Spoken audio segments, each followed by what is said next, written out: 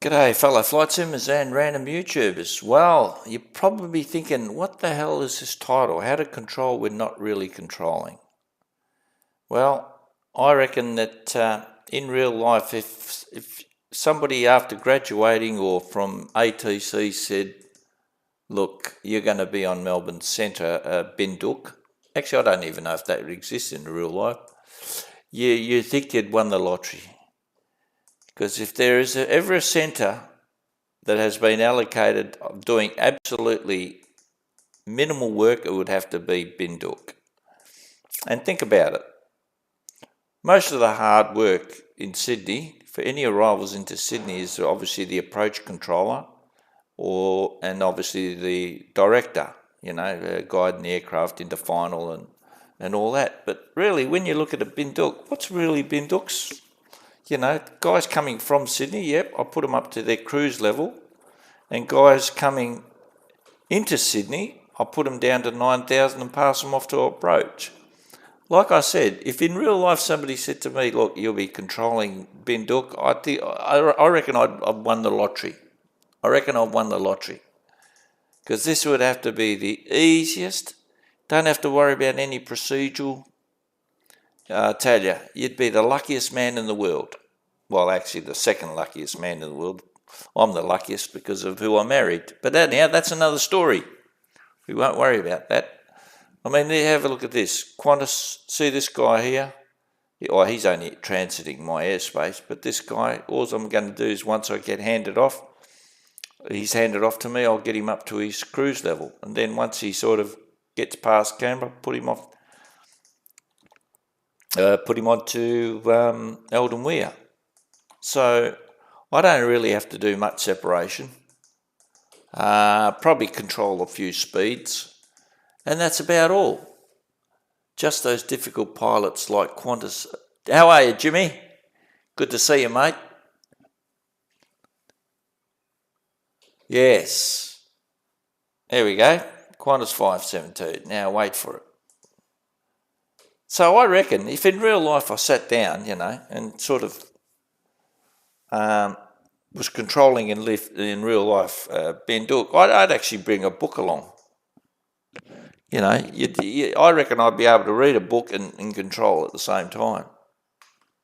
Highly unprofessional, of course, but at the end of the day, this would have to be the slackest position in all of Australia. Oh, sorry. Melbourne Centre, Qantas 572 at flight level 200, climbing flight level 280. Qantas 572, g'day, climb to flight level 360. Climb flight level 360, Qantas 572. Yeah, so this would have to be the slackest position in all of Australia. Or maybe, I'll tell you maybe who, Hamilton Island Tower. I reckon that'd be pretty slack. Yeah, Hamilton Island Tower. That'd be a great position. Anyhow, so there you go. And then once he gets to here, I'll hand him off. This guy. But anyhow, we got Mad Monday. I call it Mad Monday today because, you get all sorts of characters. Kids, young guys, never flown before, decide, the first flight, we'll go on Milk Run Monday. Just to test themselves, I guess, or to see how far a controller's patience will go. Sorry, what do you mean, Jimmy? It's weird hearing yourself on YouTube. How are you? Yeah, I'm all right, actually. I'm in a pretty good mood today, which is, normally I'm a grumpy old soul. Well, not really, but anyhow, I come across as Mr. Grump.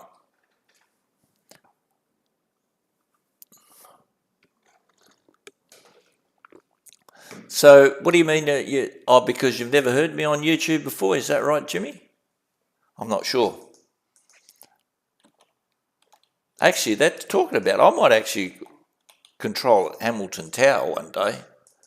Oh, you're Qantas 572. Okay.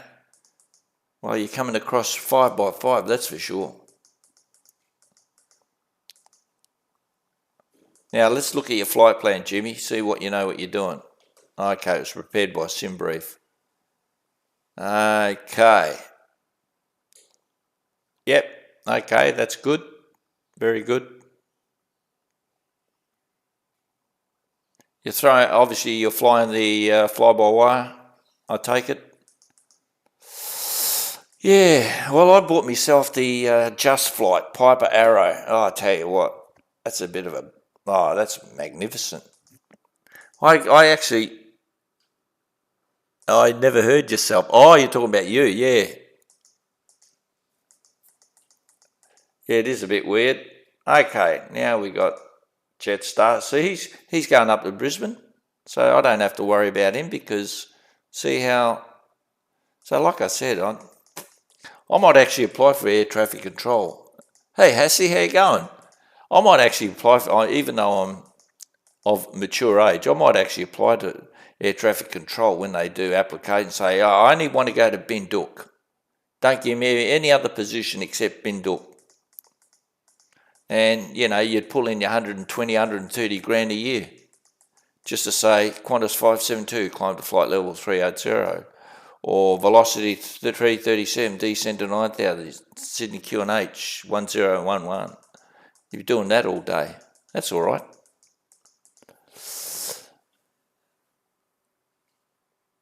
Oh, is that you, is it? Yeah, I am, Paddy. Doing Mad Monday, oh, I tell you. It's a bit of a laugh, you know, watching some of these guys. It's absolutely... Anyhow, I'm talking about YouTube.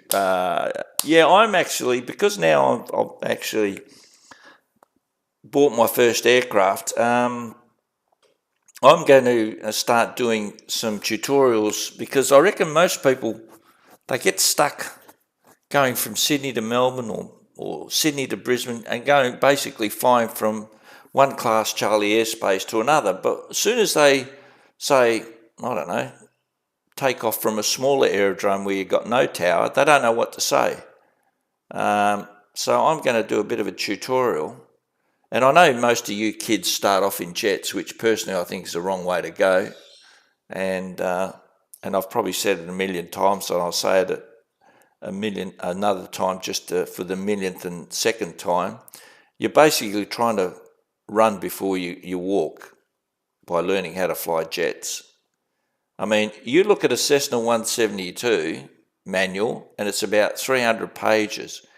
In real life, when they give you the manual for the 737, it's about 1,000 pages or 800 pages. So it's a far more complicated. It's easier to fly because it's mostly, you know, all auto. But it's, the reason why it's a 1,000-page manual for these aircraft is it's a complex machine. And you're doing yourself a disfavour not learning the basics. But anyhow, that's I keep saying it. So, Hassie, haha, yeah, my mate and I were almost flying formation. Oh, yes, I remember, yes. Yeah, I don't understand that. Yeah, I want to fly with me mate, but you know that air traffic control has the duty to separate you.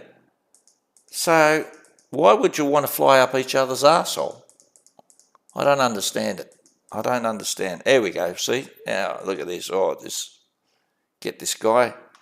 He'll go velocity 337, maintaining for 330. And I'll go velocity 337. Like I said, it's information par Melbourne. Okay, good. Not that I need to know. I hope all you controllers out there have got this because, you know, you don't need to tell me if it's Papa or Echo because see how you got these little plus signs? That's, you can see the changes, so you know it's Echo and then... Marcini, good afternoon, velocity 337, follow 330. Velocity 337, good afternoon, Melbourne Centre. That's it. That's it from me. I know Sydney Tower and Approach didn't separate us well. Yeah, well, because your Tower and Approach, they're just, they don't have a lot of experience. So, and I actually have made a video on, I called it advanced control text. It's not really advanced. But yeah, you might want to check that out, where the tower controller, let's say for example you got a Dash 8 lining up at Sydney, and you got the jet waiting behind him taking off. Basically, the tower controller can hand him off. Velocity Velocity 337, request climb flight level 370. Velocity 337, climb to amend to flight level 370. Choose climb amend to flight level 370, Velocity 337. Wow, that was hard. So yeah, it's shit, I lost my thought. What was I bloody talking about now? Oh God, I lost my train of thought. Thanks, Velocity 337. Anybody can remember what I was? Yeah, that's right. I was talking about Sydney Tower. He can basically hand off to Approach as soon as one guy makes either a turn or is up the upwind end of the threshold. He's within his rights. It's just that if they're on the same SID, you can imagine the Dash 8 taking off and then the jet's going to swallow the Dash 8 in a matter of no time. The poor old bloody approach controller, he'll be freaking out. And what the tower controller, use a bit of initiative, say, approach Q-Link 237, releasing Q-Link 237 followed by velocity 126. So the approach controller, being a man of experience, can then take action there on the ground and then instruct the tower controller to either say, look, cancel SID, Q-Link 237 cancel SID, maintain runway heading, and that way you can establish the separation straight away. But yeah, unfortunately, you're not taught that in the Moodle, which is unfortunate. But you're quite within your rights to sort of take that sort of action and be a little bit more, I'd say, proactive. Because really, I mean, at the end of the day, the Sydney Tower, he can release them straight away. He can, not straight away, but as long as he's got that separation. For the tower controller, that is enough separation. It's a poor old approach control has to deal with the shit later on.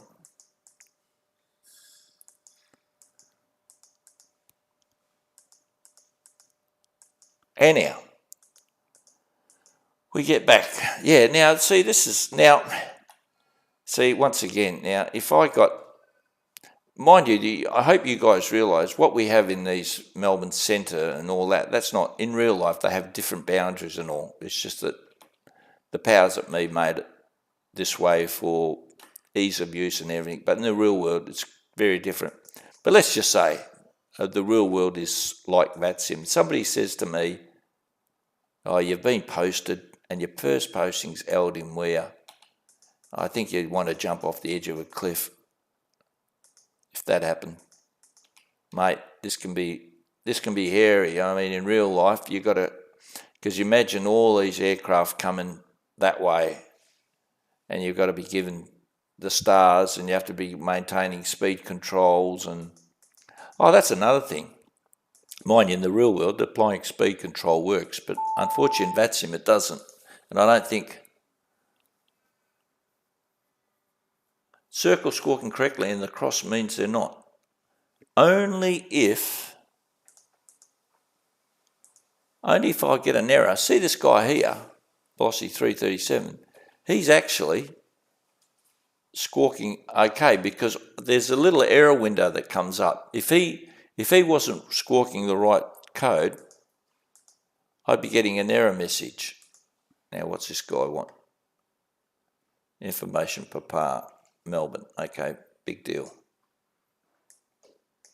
Do I really care? So, that's why I've got an error. There's a window that comes up, and this is why VATSIS is really good. you get an error message comes up and say, velocity 337 squawking 1237 assigned 121732, whatever, so, and that error message, I always keep it on I've got two screens, I always keep it off to the side, and when there's something, it flashes yellow, or the title box, let's say that, see where it says control, if that was the error message, it'd be flashing on me, saying, this dude hasn't squawked the right.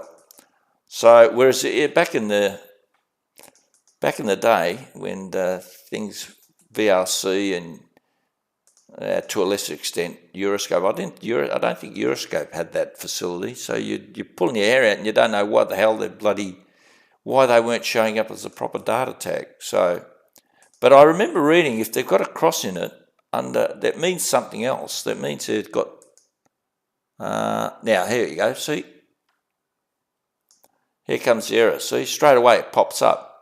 SSR code 40 assigned Jetstar 518, wherever he is. But this comes up straight away. So you know straight away if there's somebody's squawking the right code. Yeah, there's a lot of crosses, including me. Yeah, this guy down here is not. But now let me find out. I remember reading about it. I had to make sure I didn't have any porn on there. I didn't want to open it up, see it might have some porn on there. Anyhow, there are chilled young ears here in this. That's this. I remember reading why.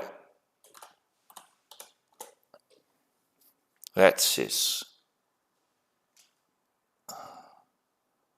Let's have a look at the documentation.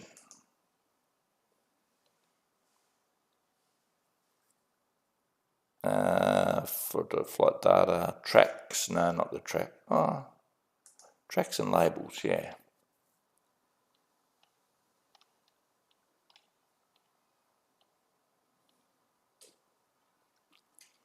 That's one to remember. See that ADSB, and that happens a lot.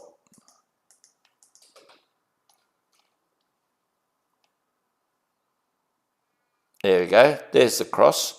Where you got a primary return is detected with a secondary return. A combined track is presented, and that obviously you know about this when how you can squawk ident. So that's basically you got a primary return, primary radar, and then you got SSR or something, secondary. So that's basically what that means. Anyhow, I'm about to do my third thing for the day. Hand off, hold and wear.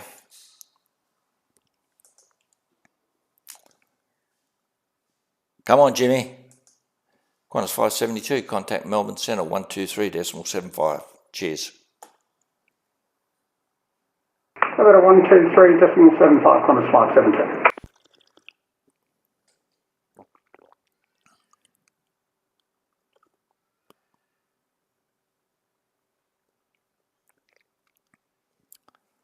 Okay. So has the... Melbourne Centre, Jetstar 821, with you, flight level 280. What? Why am I being handed off this guy? I'm not even controlling. Jetstar 821.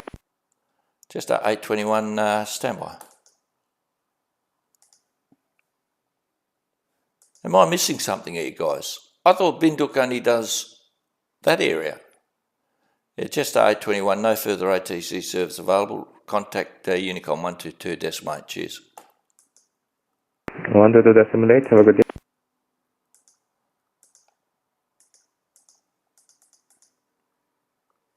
I didn't sign up for this. I don't want to do north of Sydney. God, what's wrong with these people?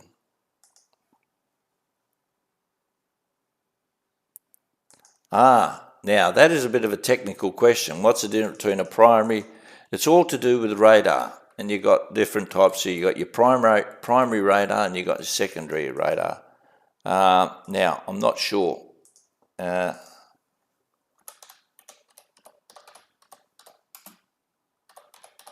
think SS. There you go, secondary radar. What's the difference? Yeah, SSR. So you've heard of SSR and you think, what the hell? You've always heard about SSR, but you don't really know. There you go. Unlike primary radar that measures the bearing and distance of target using blah, blah, blah, that reply to each interrogation, SSR based on the military identification friend or foe technology. There you go.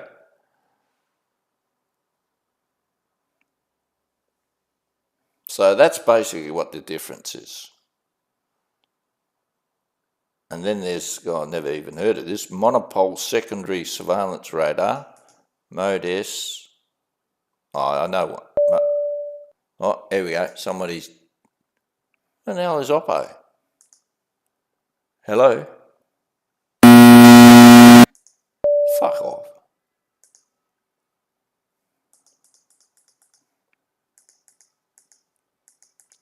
So that's it, Paddy. I hope that clears it up for you.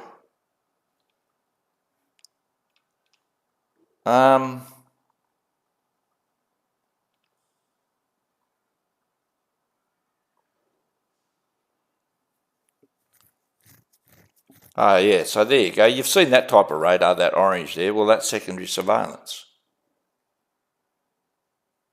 So there's all types of things. There's independent, secondary, so it's all too technical for me.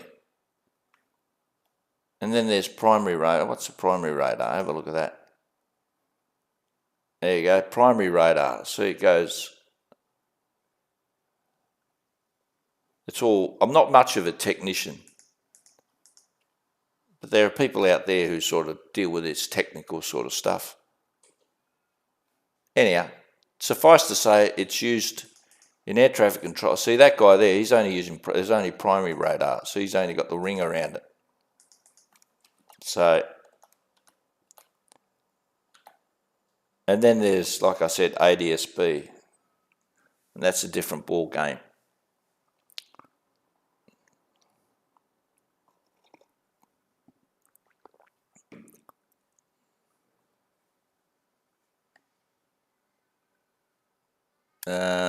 What have I got? Oh yeah, I showed you this error message. So this is, yeah, that's really handy. Okay, who's on?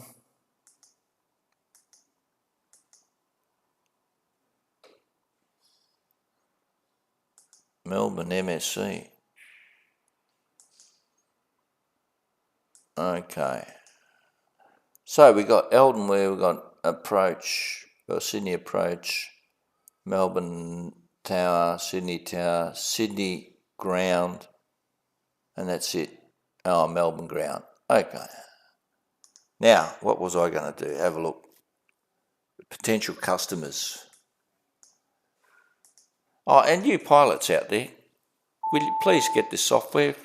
I'm sick of telling people, oh no, I'm not controlling. See, if this guy was extending, you have a look here, you do a right click on that, do that, and then this box comes up, and you'll see if he's extending, you'll have it, you know, in there somewhere, under here. So that's basically, VATS is highly recommend it. And that way you don't have to be second guessing, saying, oh, are you controlling me? Or, you know, I had once a guy in Brisbane call me and say, I'm down in Melbourne. He said, are you controlling me? I said, yeah, okay, get real. Sorry about that, Nick. Didn't realise you don't send depths to you heading eastbound. Not a worry. Not a worry, Alex. It's all good. I think Alex is just learning Sydney Approach. Good luck. Oh, my beautiful wife has just walked in. I better behave.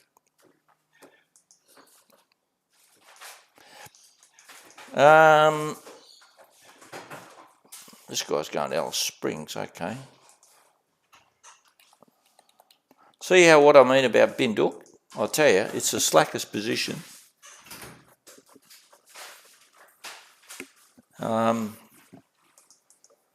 Yeah, I think I'll do more. Like I said, I could get a book out now and have a read of it and still control.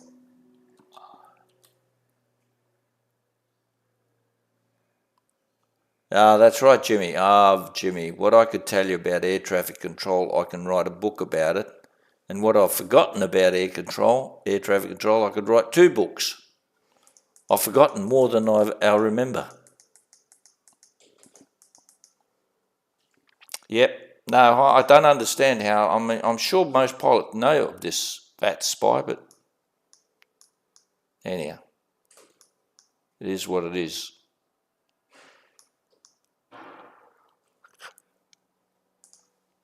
Okay, we've got a few customers here. I may have to do a little bit of active separation.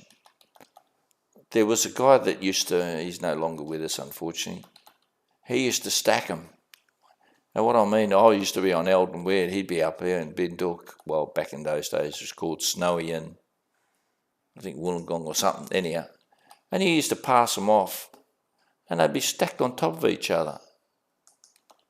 And no wonder I've aged. Now, you can actually,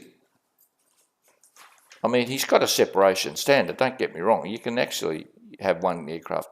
But you've got to think of this poor guy in Eldon Weir. What's he going to do when he passes off to Approach? Oh, actually, no, it was the other way around. I used to be on Melbourne Approach. This is when I was keen and younger. Yeah, he'd pass them off to me and be stacked on top of each other. And I'd be down here in Melbourne Approach, and they'd be stacked on top, and I'd have to get him to do circles and orbits and try to vector them around. Oh, God. I must have aged about 100 years. Hi, Josh. How you going, mate? Yeah. Captain Points. You've hit it in one. I didn't want to name it. Oh, no. Great stuff, Pointsy. How did you know that? Did you get caught? Oh, I didn't want to mention his name. Oh, lovely fella, by the way. Lovely fella. He used to speak French to me and yeah. Yeah, you got it, boys. Melbourne Center, hello. Qantas 790 is climbing flight level 200 for flight level 280 and inbound to Canada. Station calling, just verify Qantas 790. Vfr Qantas 790. So what the hell was he giving me his life story for? Qantas 790, climb to flight level 320. Climb to flight level 320, Qantas 790. I thought he was going to give me his home address and the way he was going on and on. I'm thinking, all he's saying is, should say, Melbourne Centre, Qantas 790, climbing through flight level 210 to 280. Doesn't have to tell me he's inbound to whatever, I don't know. Yeah, Boyksy, give that man a cigar. Well done. Who was the best, me or him? No. Yes, he was. I think he was. Because I think I called him an American once and all. He didn't take to that too kindly. Lovely fella. Really lovely fella.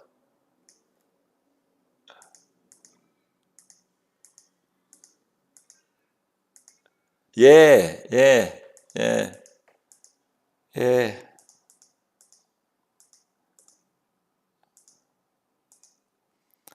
Okay, what does dupe mean?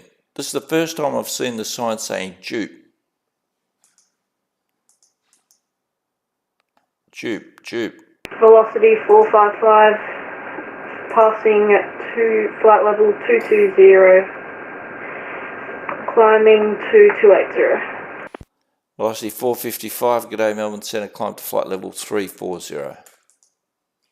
Climb to flight level 340, velocity 455. And whatever you do, guys, don't just see what he did. He didn't. If you want my attention, you've got to say Melbourne Centre, velocity 455, passing flight level 210. Don't just say velocity 455. That's not how you transmit. How hard can it be? Ta-da! That's my catchphrase, guys. How hard can it be? Actually, I said there last time I streamed, remember guys, I said, I'm going to have a segment called How Hard Can It Be? And just showing mistakes or stuff-ups from people, whether it's a controller or whether it's a pilot.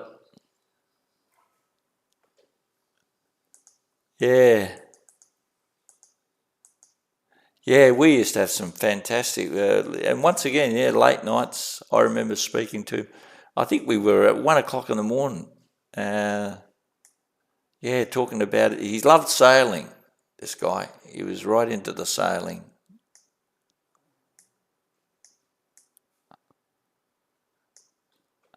Anyhow, it's starting to sort of get a bit fruity. Look at all this.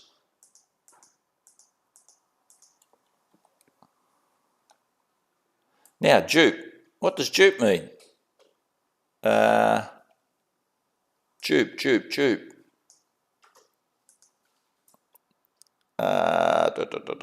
Software data strips. What would it be under? Info? No, that's flight progress, flight data.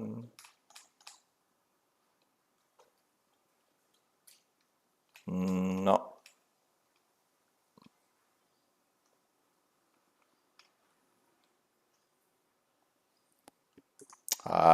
Bugger, software development.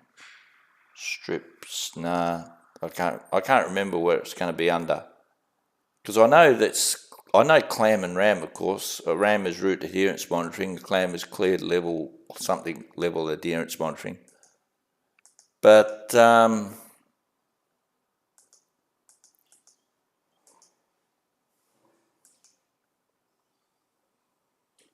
GR, what's that?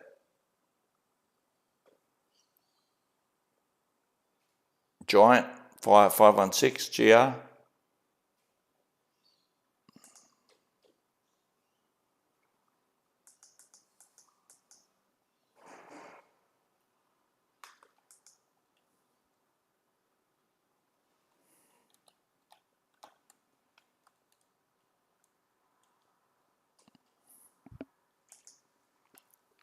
Any ideas what dupe is, guys? Dupe. Push back onwards. Nah, that's not it.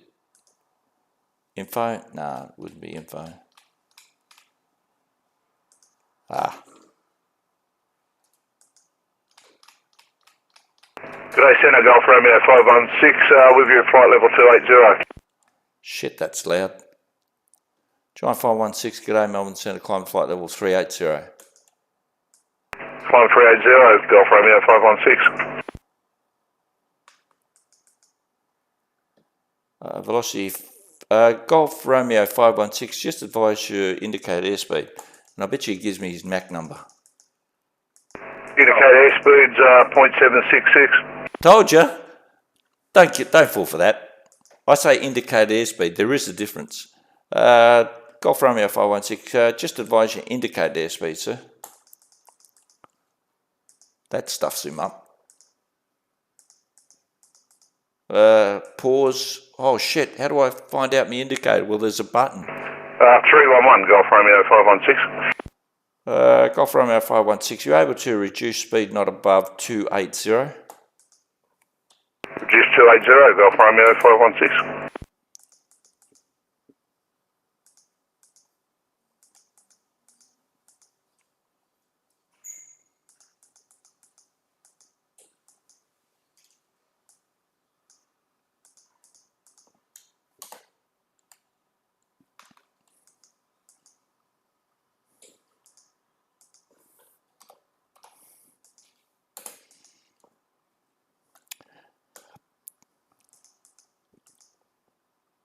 AAR. Melbourne Central to beginning, Antenna 131, testing flight level 190 for flight level 280.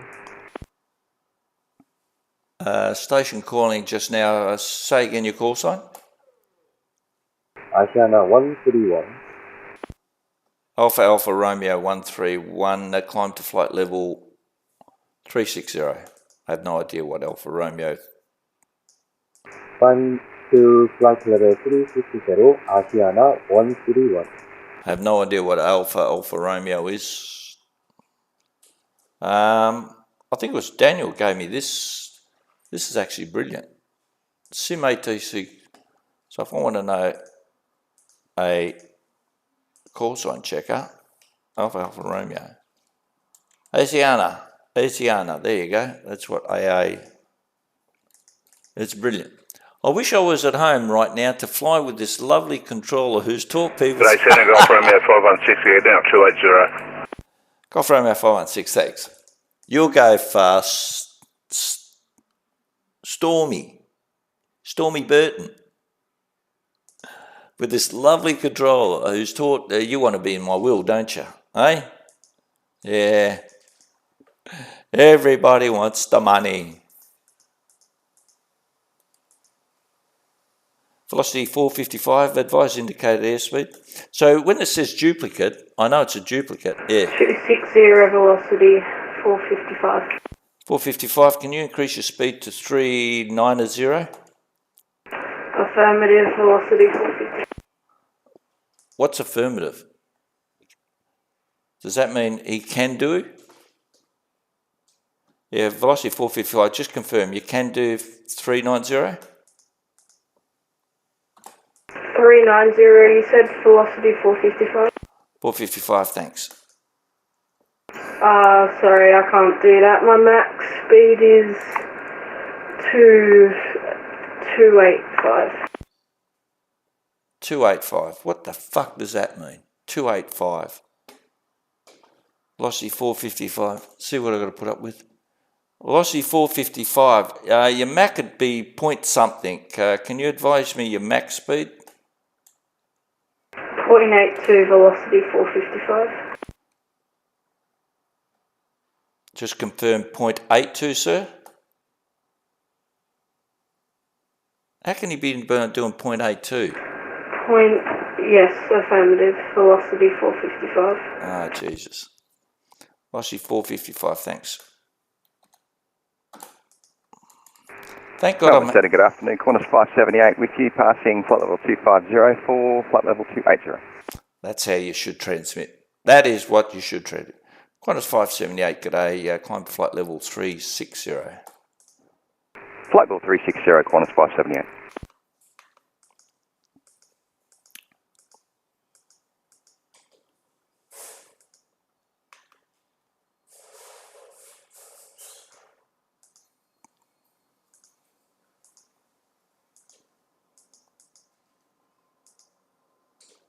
I'll give this...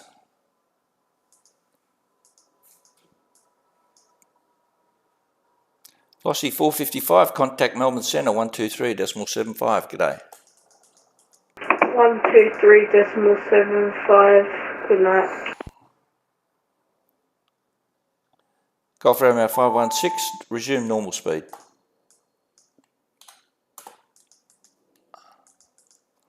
Another thing that... Yeah, resume normal speed, Golf Romeo 516. And Qantas 578, 4 sequencing, turn left heading 180. Left heading 180, sequencing, Qantas 578.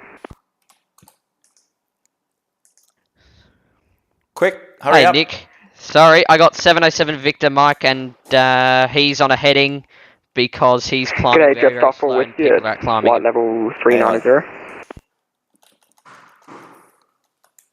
Jetstar 4, g'day Melbourne Centre.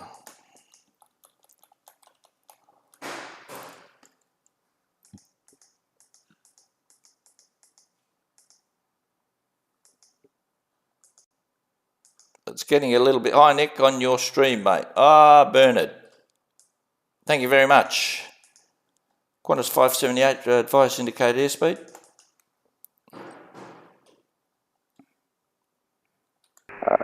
Indicated airspeed 290. Qantas 578, reduced to not above 270. Not above 270 for indicated airspeed, Qantas 578. See? This guy knows what he's doing. Asiana 131, advise indicated airspeed. I thought I was going to have a bit of a blood Say shot. again, Asiana 131. Yeah, roger, sir. Advise your indicated airspeed. Reduce your speed, right? Asiana 131. Sorry, sir. Say again. I didn't understand. Taxi cruise, Asiana 131. Oh, fuck knows what he's saying. Asiana 131, can you increase your speed to 310 knots?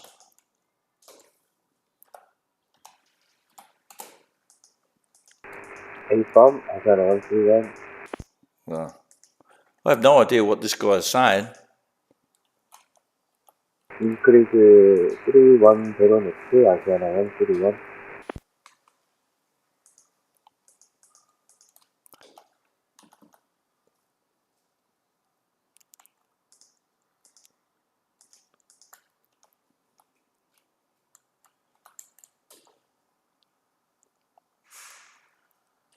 Center, citation 707, Victor Mike, will rescue 2,200, 2,300, climbing 370.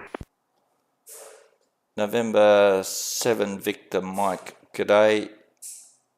Climb to flight level 380. 380, good day, mate. Center, good day. Qantas 438, passing flight level 250 for 280. Qantas 438, g'day Melbourne Centre, climb to flight level 360. Up to 360, Qantas 438, thanks. Golf Romeo 516, contact Centre 123.75, g'day. Contact Centre 123.75, Golf Romeo 516, thanks for your ATC. Qantas 578, turn right, heading 270. Right 270, Qantas 578.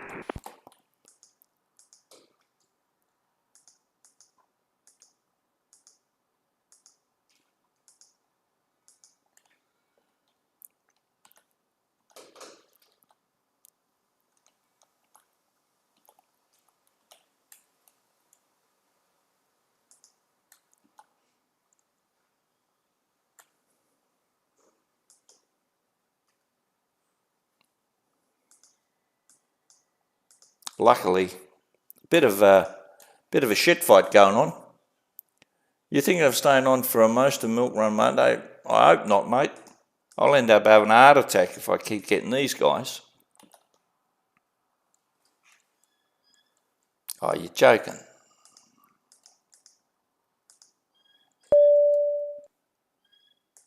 Go ahead. Mike Tango 5, yeah, he's just logged on without notice and contacted me. So, yeah. Sorry, don't have any more info. Okay.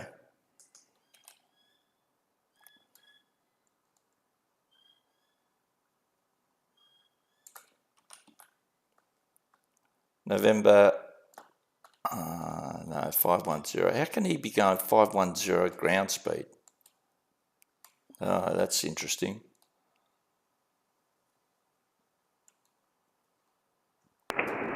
Centre Mike Tango 5, requesting approach and landing in Canberra, runway 35 via Menzies.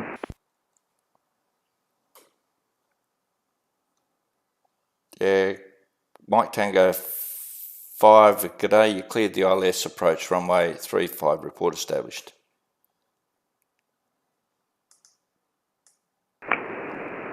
Cleared approach runway 35, He has Mike no Tango idea. 5. Yeah, he's got no idea what's going on.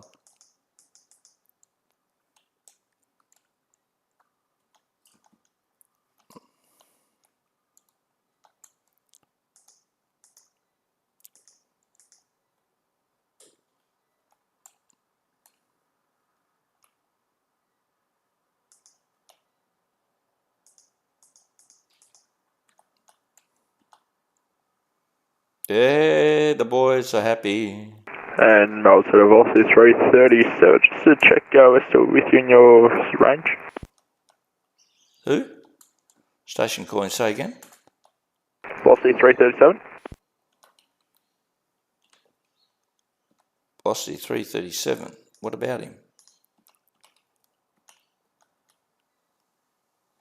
Sorry, sir. Velocity 337. Sorry. What are you asking?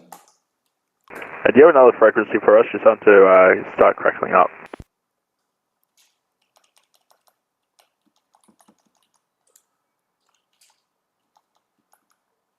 Velocity 337 negative.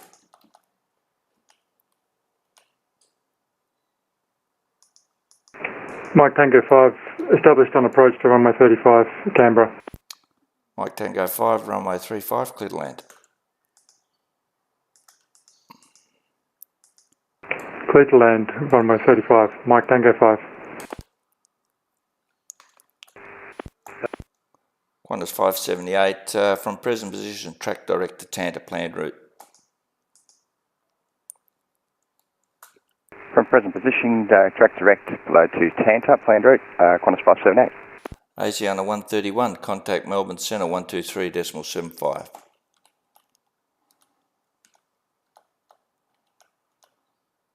Forget about him. Contact 123.75, Asiana 131, thank you, bye-bye.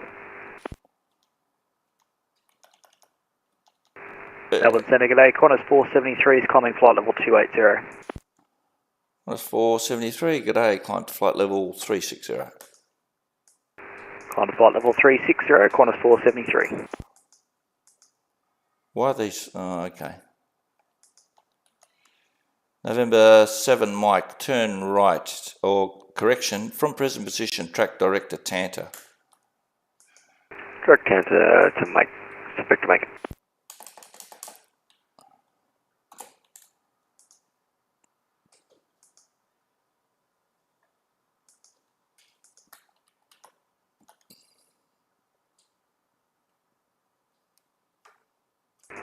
Qantas 7 as a can we change to Unicom?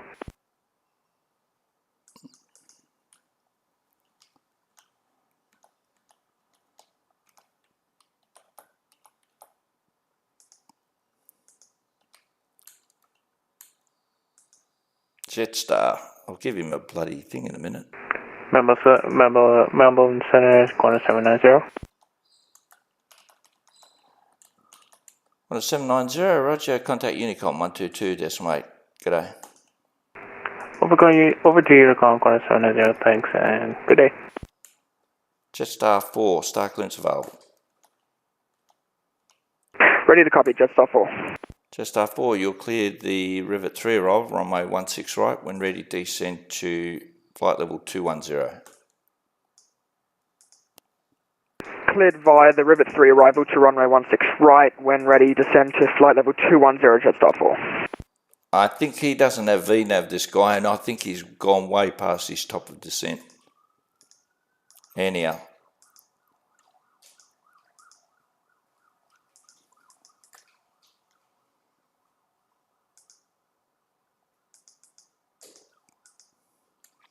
Qantas 578, contact Melbourne Centre 123.75, g'day. Jupe means that the aircraft is squawking a duplicate squawk to another air. Well, I've descended 123.75, Qantas South 578. Thanks, Nick. Thank you very much. I'm not sure what this Jetstar was on about. Something like, yeah, okay, hand off. None. Yeah. Velocity 337, contact Unicom 122.8, cheers. I forgot about him. 22A, Velocity 337, good night. Qantas 473, advise indicate airspeed. Qantas 473, 298 knots. Qantas 473, reduce to not above 270. Not above 270, Qantas 473. Not that that's going to make much difference. Qantas 438, just advise your indicated airspeed. Centre, Qantas 438, you're stepped on. 438, advise your indicated airspeed. We're at 258 knots. Qantas 438, you were able to increase your speed to not below 280. Firm, we'll go there 280. God, what has he got? A cost index of 2 or something? 25, what? 258. It's 73. Tango 5 landed at Canberra, runway 35. Mike Tango 5, roger, taxi to the bay. Taxi to bay, Mike Tango 5. Okay, so this guy, the reason I tracked this guy straight to Tanta, because this guy's 360, this guy's going to be 380, so it's not going to be a problem. And so it doesn't matter if this guy gets stacked up somehow with this guy, you know what I mean? Now this, I made a, see these points here, Nabba and Buller. I've never seen anyone, these Nabba and Buller are established holds. I've never seen anyone on VATSIM use these as, because to me that is the most effective. Vectoring is a horse's ass, excuse the French, because in VATSIM, the weather's not uniform for everyone. You know, this guy here, he could be on X-Plane, this guy's on P3D, this guy's on Microsoft Flight Sim, so all their ground speed's going to be just shot to pieces. So I better let this guy know about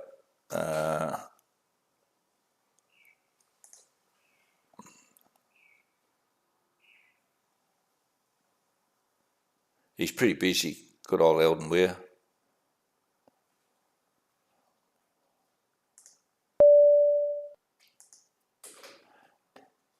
Hello. Yeah, November 7, Victor Mike, direct Tanta. November 707, Victor Mike, concur direct Tanta, flight level 380. November 7 Mike. Yeah, that's good. That was, I think he's talking about indicator instead of ground speed. Well,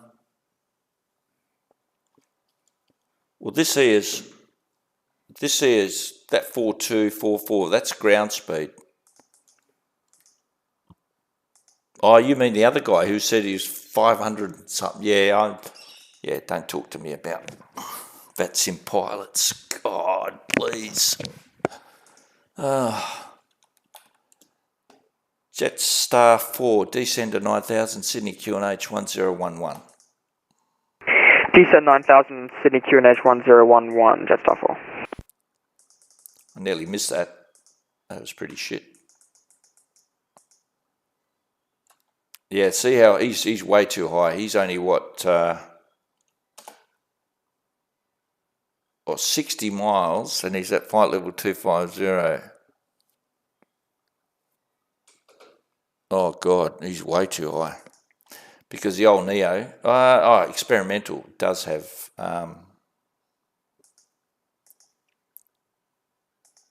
VNAV apparently these days, the fly-by-wire. Qantas 438, contact Melbourne Centre 123.75, g'day. Centre 123.75 for Qantas 438, see ya. See ya. I'll hand these off, give this guy...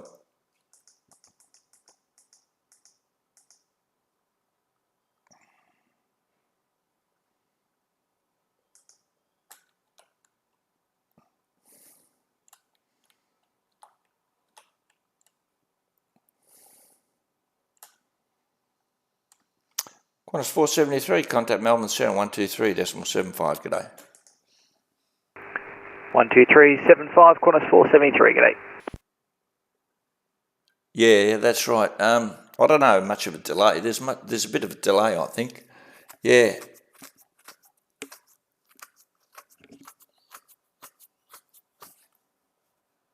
Oh shit! I better hand this guy off.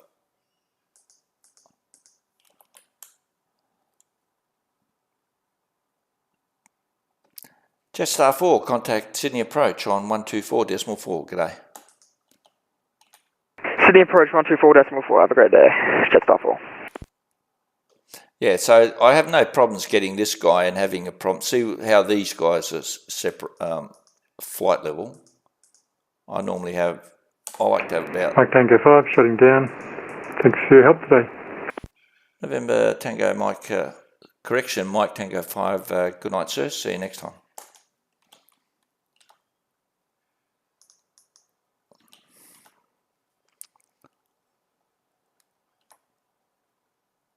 Actually, that's a great tool, this one here.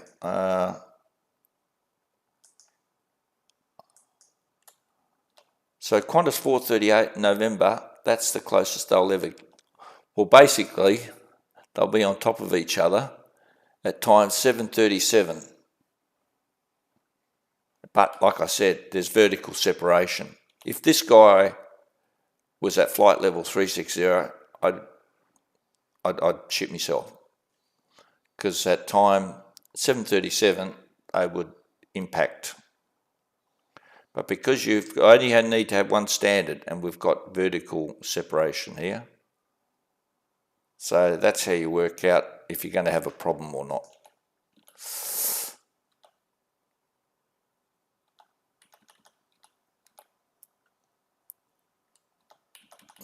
Let's see if any of these guys... Bulla is the other place. So you got Bulla, Nabba, and I think Tarex. Nabba, Bulla, and Tarex. These are all published holds. Nobody makes use of them.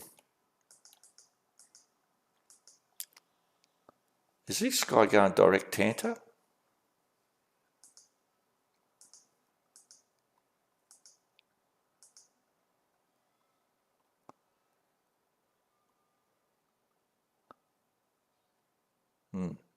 Doesn't look like it.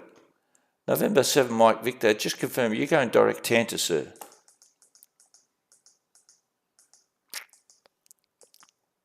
Firmly, we should be going direct Tanter. Looking 241, but we'll correct 256.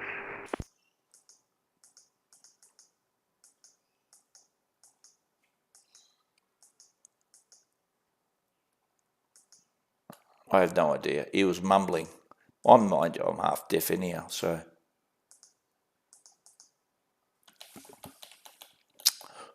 All those years listening to rock and roll. Rock and roll, it's like the old song, rock and roll, you took the best years of my life. I know you young guys wouldn't know that song, but anyhow, they were fun years.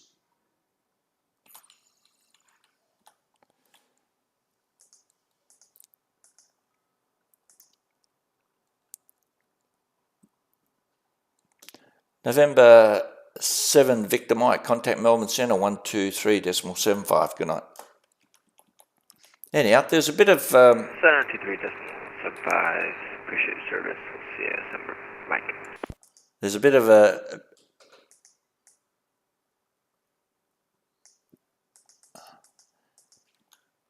bit of action there, but just suddenly died down. What have we got? How many customers do we have? Okay, we got a guy from Richmond going to Nowra. My best mate controls at Nowra.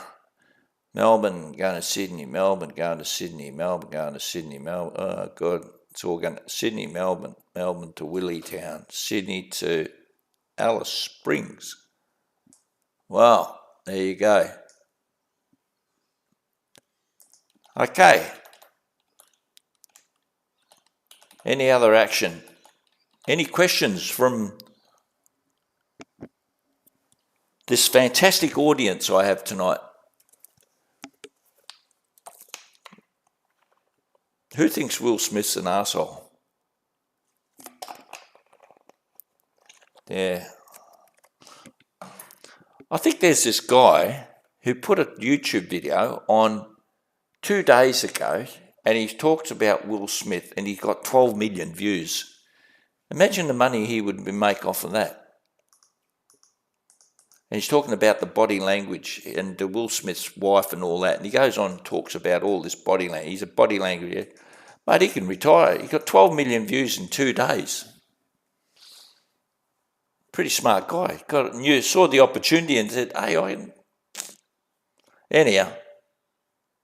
Yeah, well, this is what Eldon Weir does. This is the other week, or when I was controlling last, I said, look, see how my area is supposed to be covering Canberra, but apparently Eldon Weir is supposed to cover it. So, yeah, exactly. Exactly, Ted. I mean, you know what happened? I don't understand this. Well, I do understand it. See, when you're rich and famous, you're almost non-touchable. Imagine if I'd walked into the academy and gave that guy a slap. I reckon I'd be copping 20 years jail. But Will Smith got money, famous, and all he did is resign from the academy. They didn't even take his bloody award away from him. But if you and I did it, I'm pretty sure it does. Yeah, that's right. I think Eldon Weir, because back in the day, I remember, I should know this, I was on Snowy that many times, definitely covered Canberra, and you had to give, I remember you had to give a clearance from Canberra, and you'd give him the star clearance while the guy was on the ground at Canberra, because it was straight away they flew from Canberra into Sydney. You had to give him the star clearance straight away, included in the clearance. Now, let's not stuff about anymore.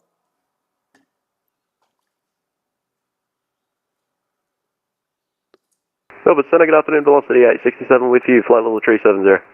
Velocity 867, g'day, star clearance available. Velocity 867, go ahead. Velocity 867, you'll clear the river 3 arrival, runway 16 right, when ready, descend to flight level 210.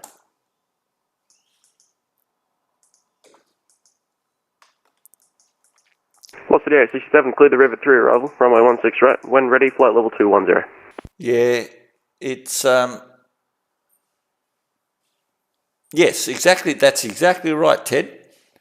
I thought, but you know what happened, don't you? He laughed, but he didn't get the joke, I don't think. And then he looked at his wife, who I think is smarter than him, and he goes, oops. And then the penny dropped. And he went, oh, okay.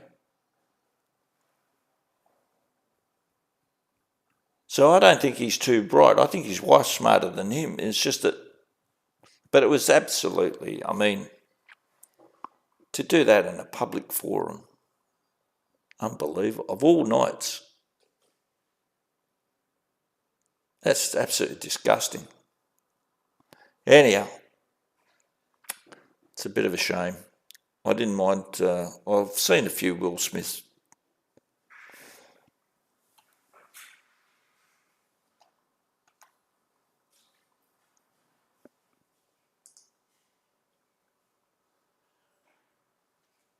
Byron, what's good? Oh, everything's good, mate. My wife, dinner tonight. What else?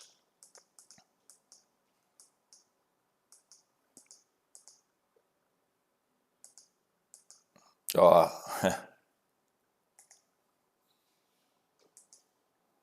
I've got to show you this. I've got to show you this. I'll keep it over here.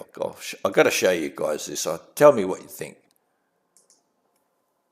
Now, this is... This killed me.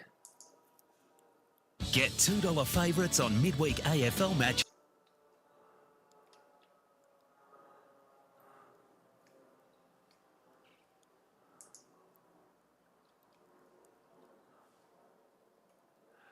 This absolutely killed me.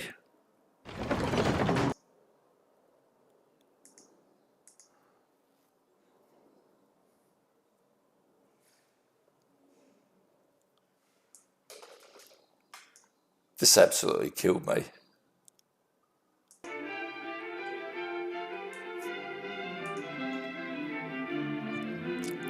Now, promise not to laugh. Come on, don't. You know who that is, don't you guys? Our very own. No, don't laugh. Don't laugh.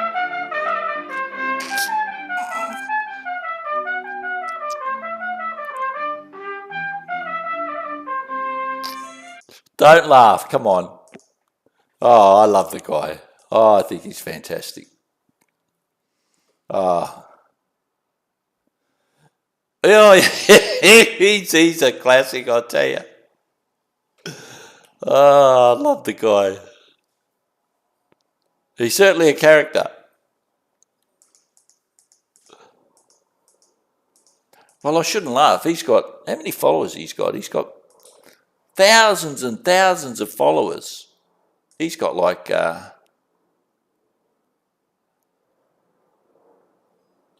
he's got about 5,000 followers. Melbourne Centre, good evening. Chapter 518 with you. Jetstar 518, good evening, Melbourne Centre. Jetstar 518, can you advise me of indicated airspeed?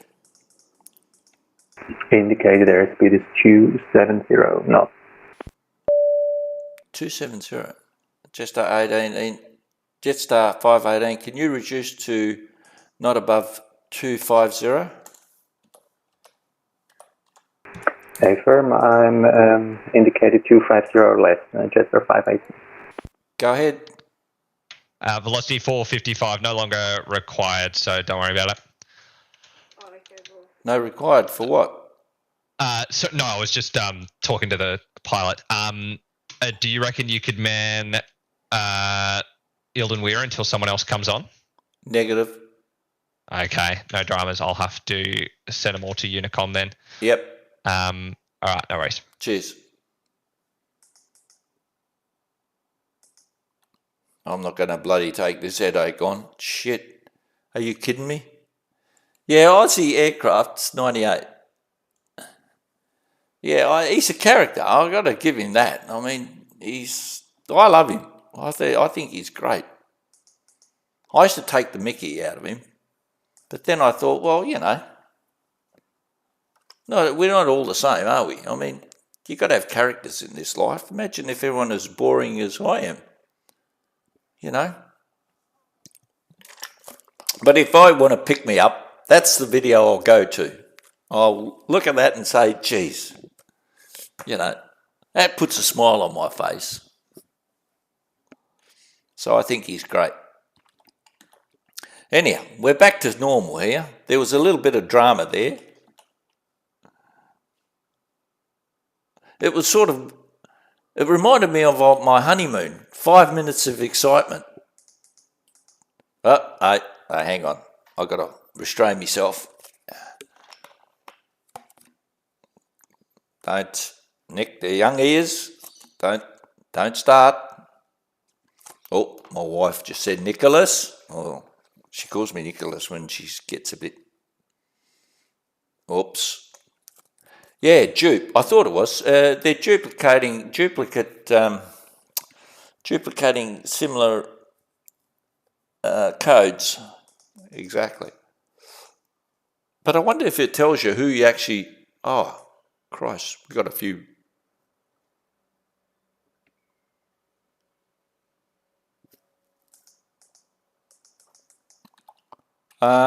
So these guys are all going to Unicom. Okay. Well, good luck. You can have guys on top of each other and up there. Oh, God, you're going to have go-arounds. And it's going to be fun and games.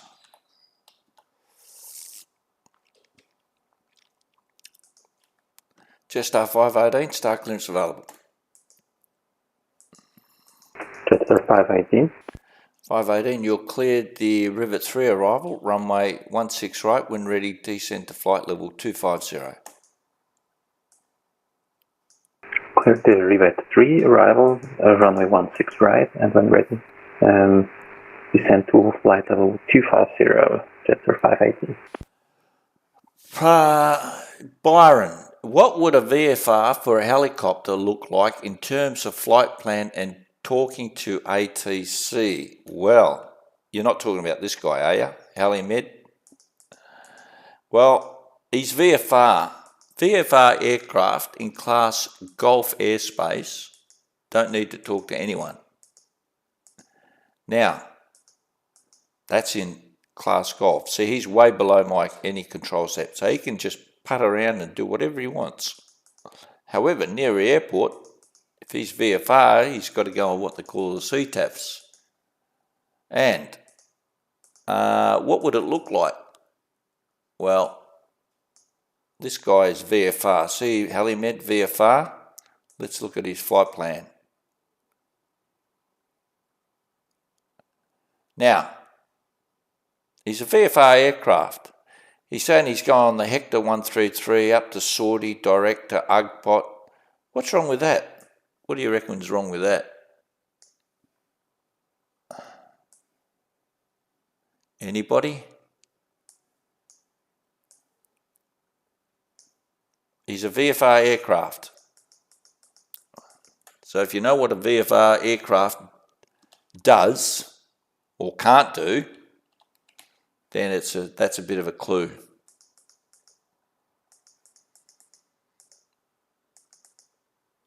And I saw that the other day, and this guy wanted to argue with me. And I'm thinking, son, I used to be an air traffic controller. Okay, I was in the Air Force, but I do have some sort of knowledge.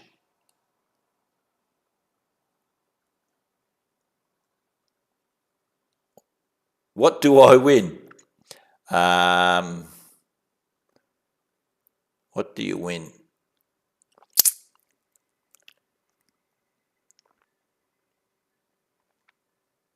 A family holiday pack to Hamilton Island. How's that?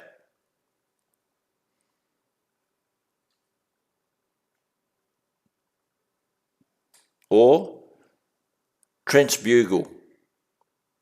Your pick.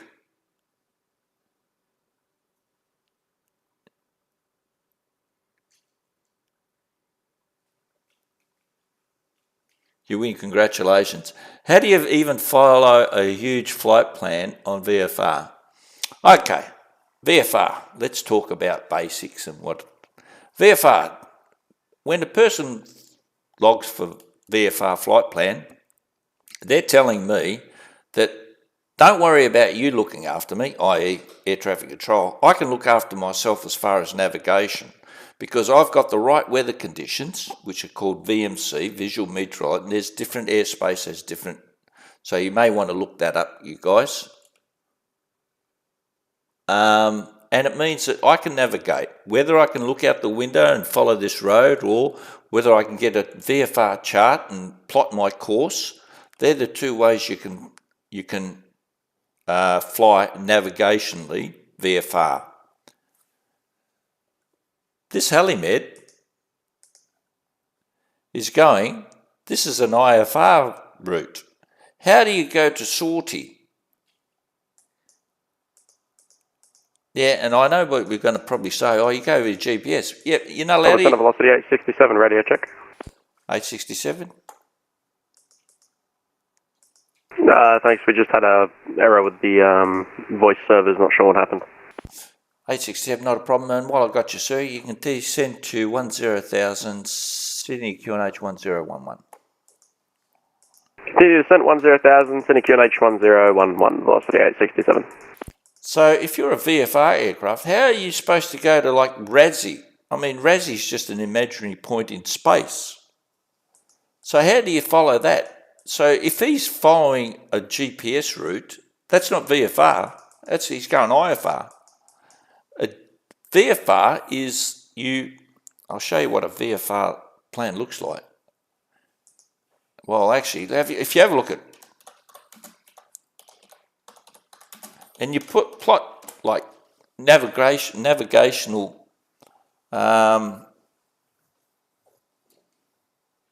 like for example, let's have a look. Hang on, I'll do one better. Neil, this guy. My other passion was snooker, and I've actually met this guy here, Neil. I refereed him. He's come to WA a couple of times. Anyhow, that's another. We're getting off the track here. So let me get you a Qantas 231. No, I'm not taking him.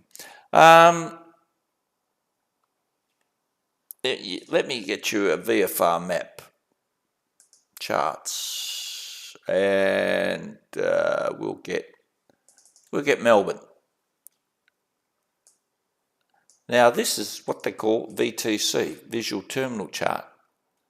So if you want to go, say, from Moorabbin, see all these things here, Cerberus, see, and you've got a line under it. That's the way you plan via these VFR points, what they saw, because you can see while you're flying, you can see that this is a wreck, this is a Brighton jetty, and you follow this, see this VFR coastal route, that, and then you don't put the whole name, you just put AL. See, there's the letters underneath. That means you put that in your flight plan. ALO. And if you want to go to Altona South, you put ALT. So the air traffic controller knows, okay. So that's how, but you don't put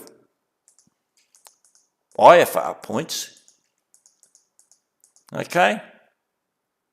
Yeah, well, that's right, Ted. Or, not, you look outside, but also now I'll get these two mixed up. Which one's Dead Reckoning? Is that the one with the map or without the map? I should know this because I do enough.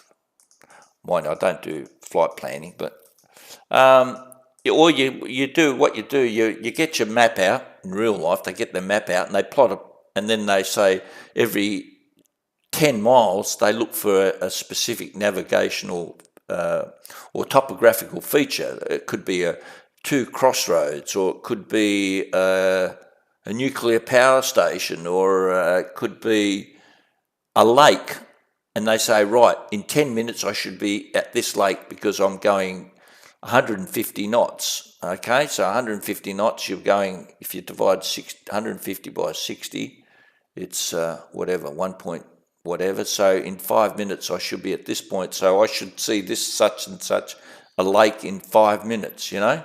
So that's the way. Or you go, I'll follow the road, and that should bring me to Brighton, or I'll follow this road or this river. Frequency. Go ahead. Hey, are you covering Negative. over Melbourne? Oh, sorry about that. Didn't realise. Not a problem. Ciao.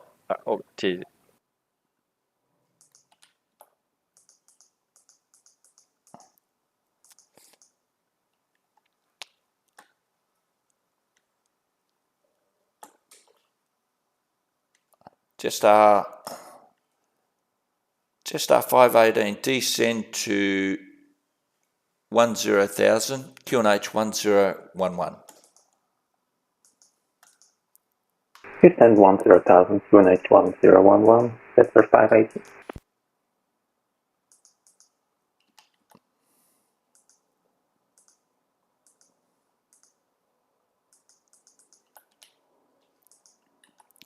So that's what VFR is. So don't get confused, and whatever you do, don't come up with a stupid plan like this in your filed VFR. And 2,000, see, he's 2,500. So he's telling me he's going to fly to H33 airway to Sortie. Good luck trying to see Sortie out your window.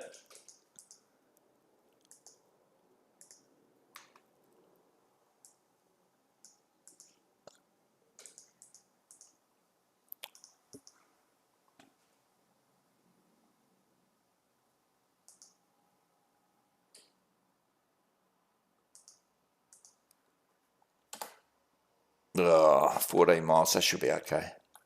See, if I was this guy approach, I would track him direct to,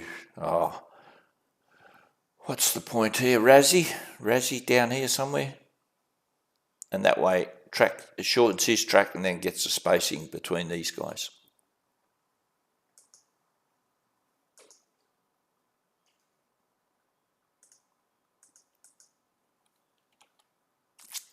Okay, so you're all happy with that. VFR, that's what it's all about. VFR is telling the controller, I don't need you to help me navigate. I can do it all on my own. Because I can see the weather is good. So as a VFR, you don't contact... Robertson at Jetstar 501 with you, flight level 212.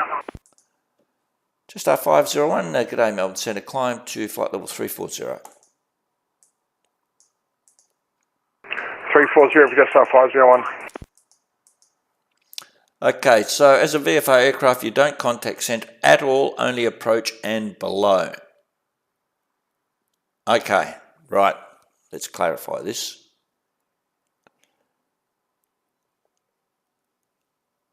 As a VFR aircraft, okay, it's best when you're yeah, there is, Jimmy. I'll show you in a minute. Actually, there is. Okay, so if you're a VFR aircraft, first of all, you as a pilot should understand classes of airspace, i.e. Class Charlie, Class Delta, Class Echo, Class Golf. Okay, so if you're a VFR aircraft, Class Golf, you don't need to talk to anybody. Okay, all you have to do is make what they call CTAF. And I've got a video on CTAF and all that, so yes, exactly right, Paddy. Air Services has them published all over the country. Okay, all you need to go to Air Services, but I'll show you.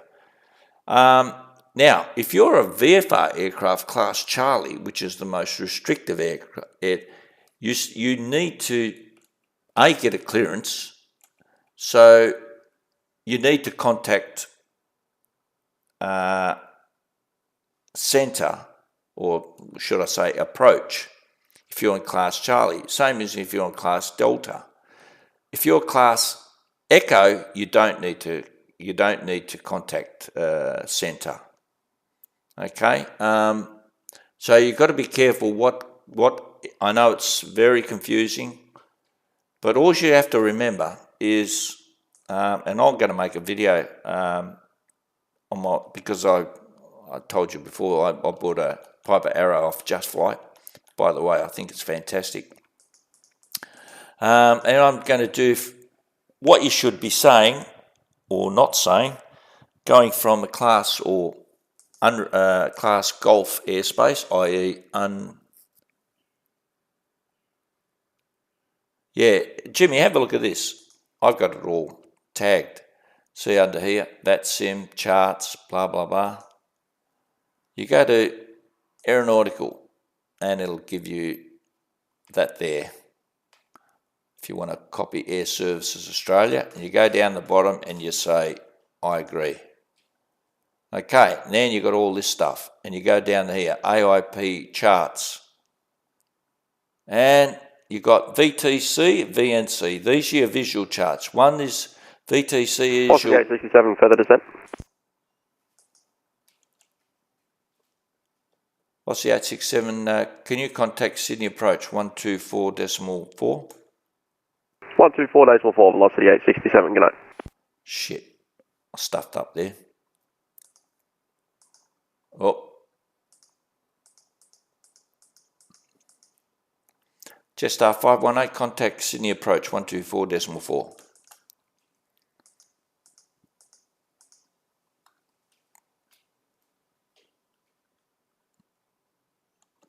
Jetstar 518, contact Sydney Approach 124.4. Sydney Approach 124.4, thank you, Jetstar 518. So these are your visual terminal. Now the terminal has got more, it's 1 in 100,000, whereas the navigational is 1 in 500,000. So if you go to visual terminal and you've got all this around, so you've got Perth here, see how you've got,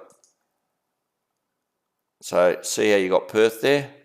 So, and you look down here and you've got, oh, not the Perth Legend, anyhow, Perth. And that's another thing too. It's quite a big file, but there it is there. And it shows you quite clearly, obviously, And you can imagine living in Perth where all the VFR routes are going to emanate from. Yep, from Jandakot. That's where they see these dotted lines. These are what they call VFR routes. And it tells you all the ways in and out into Jandakot. And basically that's how you flight plan. So if you're leaving Jandakot, you go via the Fremantle Golf Course, and you should know that. Actually, I live up here somewhere. But anyhow, and see how if you're going to Geraldton, say, you're going along the coast, and if you're coming from Geraldton, you're out in the ocean. So it tells you specifically which way to, especially now with Microsoft Flight Simulator. I've flown along here the other day. It looks fantastic. Anyhow, yeah, no worries, Jimmy. I've got a visual map in paper, northern part of New Zealand, expired in 82, but for flight sim, it's good. Well, mountains don't change much. Rivers don't change much. Only things that change are maybe buildings, but, lakes don't change much. So, yeah, as long as they're all the...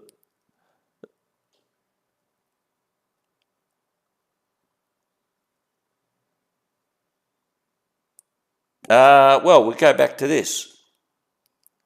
I think I've told you. So let's say, for example, I want to go from Jandakot, which is down there. You can see that down there. Can you see and I want to go up to Geraldton, which is north. You go via the Fremantle Golf Course. Now, I'm not sure if you guys can see this. See under Fremantle Golf Course, you've got FREM underline. That's all you need to put in your flight plan, because the controllers know that means Fremantle Golf Course. And then as you go up, you put CTE, which is Cottesloe. And so from there, you track up to Cottesloe, and then you go CYB. So they know you're following, or you can put, coastal route. I think they call it the coastal route. I'm not sure. But, you can put all these points, and the guy knows that, okay, he's following the coast up to Geraldton. You don't have to put every one of these, but yeah. So that's how you put it in your flight plan. You don't actually write the whole thing out. See, Fremantle, and Fremantle's vary because it's a port, you put just FRE. Powerhouse, this is a rundown powerhouse. It's just been vandalised the shit out of it. You put POWR. So that's if you want to go via what they call Venture World, which is a kids' playground. Okay.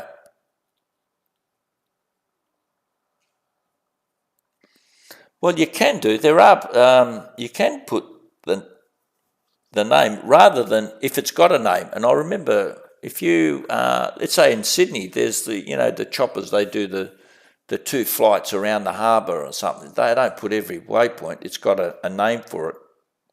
I can't remember now what it's called, but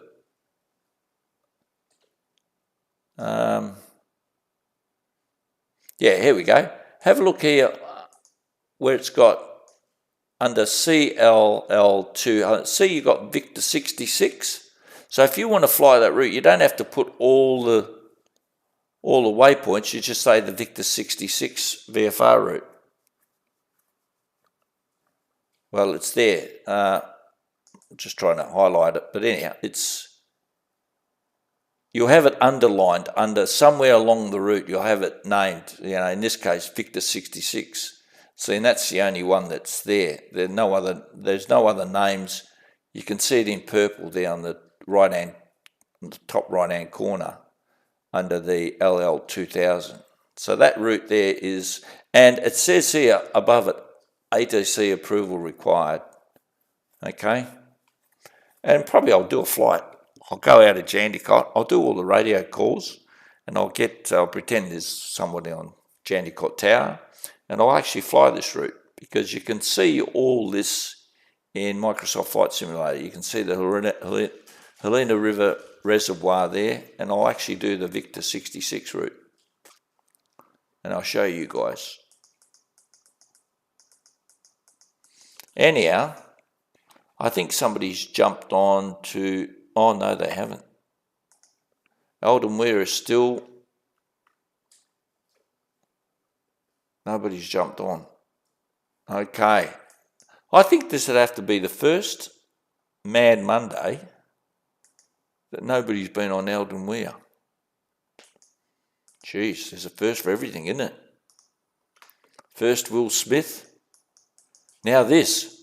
What's the world coming to, guys? Yeah, it's on the it's on the VTC. I'm not sure if you could see that when I brought the map up, Paddy, but it was on the VTC. It'll have it in purple writing. Anyhow, I need a drink. Oh, it's only going to be water, by the way. Sydney ground closing today. Okay, good.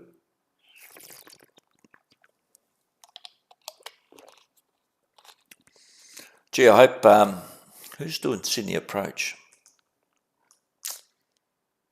Alex. Oh, we got 5 more out of,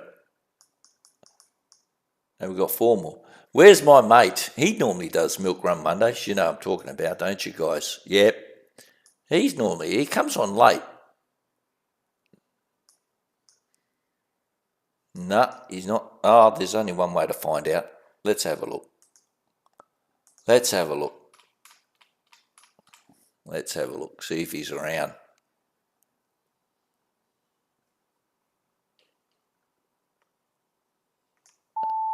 No, he's not on tonight. Ah, that's got to be a first. First time. He's not on tonight.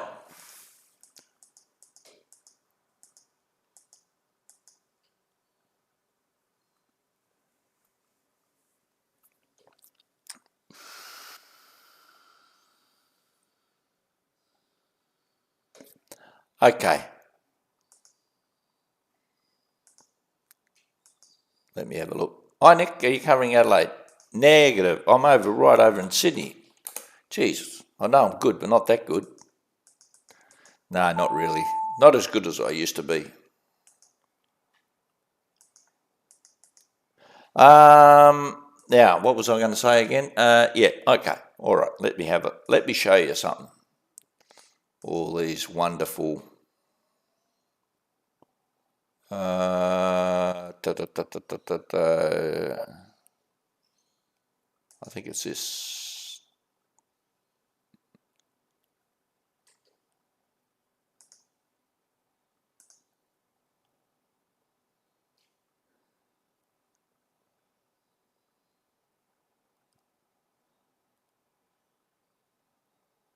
I'm just trying to find.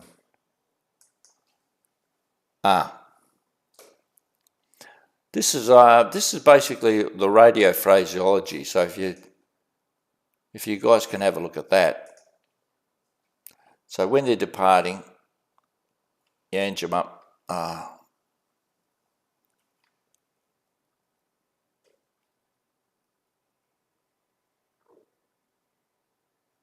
Where are we? Okay, let me get the map out. Let me deal with these first, guys.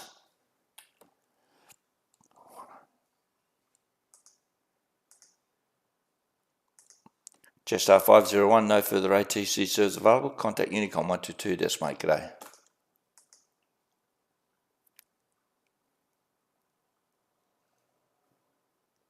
They don't listen. Not sure. Okay, let's bring up my chart. Sorry, was that for Jetstar 501? 501, A firm. Unicom 122.8, Jetstar 501. Okay, so let's have a look. And you're tracking.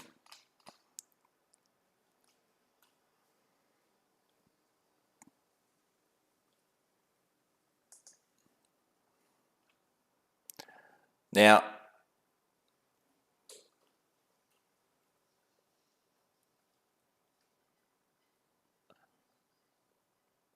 first of all, you wouldn't be talking, if you're at 1,500, you wouldn't be talking to, see how these steps here, lowest level is 2,000, 3,500. If you're inbound, and normally you come when you get to these reporting points, these are reporting points, by the way.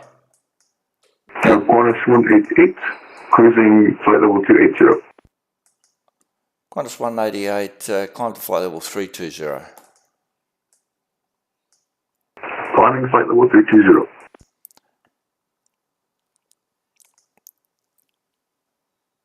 Okay, so these are reporting points. So let's say Melbourne Centre, g'day, velocity 263, currently inbound for Canberra for the ILS runway 35. Velocity 263. Velocity 263, g'day, Melbourne Centre, standby.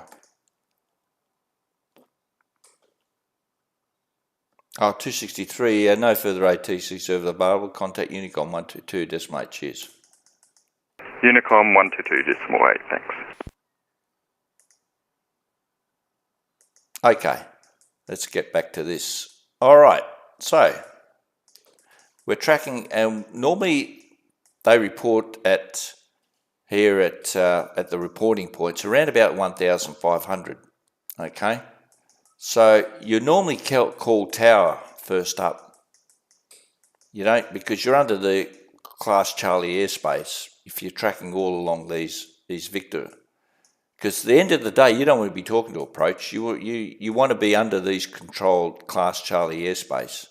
And you normally, like I say, you normally would be tracking along at 1,500. So you're underneath this step here. You're underneath that step there. It's only when you get to, and even under this step. So it's really when you get to about here and you get to Oakford, sorry. So you track there, and at Oakford, at 1,500, you make your call. And you go, Jandicott Tower, Echo Victor Delta, Oakford, 1,500 inbound. And that's all you need to say. And then he'll give you instructions. He'll either say Alpha Tango Victor. As soon as he talks to you, that's a clearance, by the way.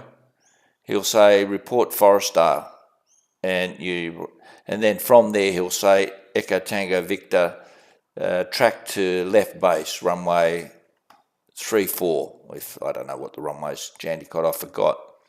You're number 2 to the Piper on final, because Jandicott, because it's a class Delta, all they give, they don't actually separate aircraft. It's like Moorabbin, they just give traffic information. So basically, you don't want to talk to approach, because that's just more shit you got to do. You try to fly under the controlled steps. So I'd be flying here at 1,500 or even 2,000, because you want to keep above this bit of high terrain here. So 2,000, you're under that step, you're under this step, you're under this step, and long as and by the time you're getting close to Oakford, you want to be at 1,500. So therefore, then you can descend into traffic pattern at 1,000 into Jandicott. So that's basically what you do. So I hope you.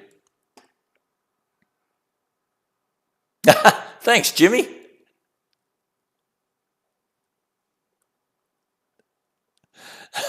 don't these milk run monkeys know how to teach us? Exactly.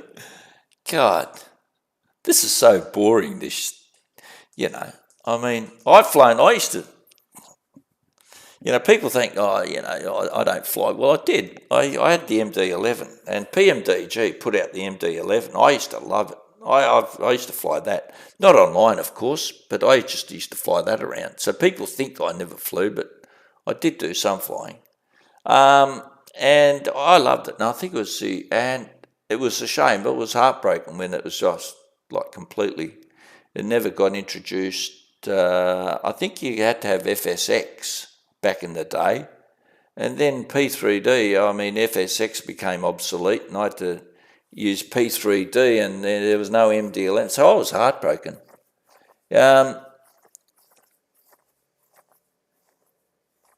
Yeah, but why would you do that, Paddy? Why would you want to go and call approach? Yeah, because, see, you need to, he'll clear, but you want a minute, because you, in real life, you as a VFR aircraft,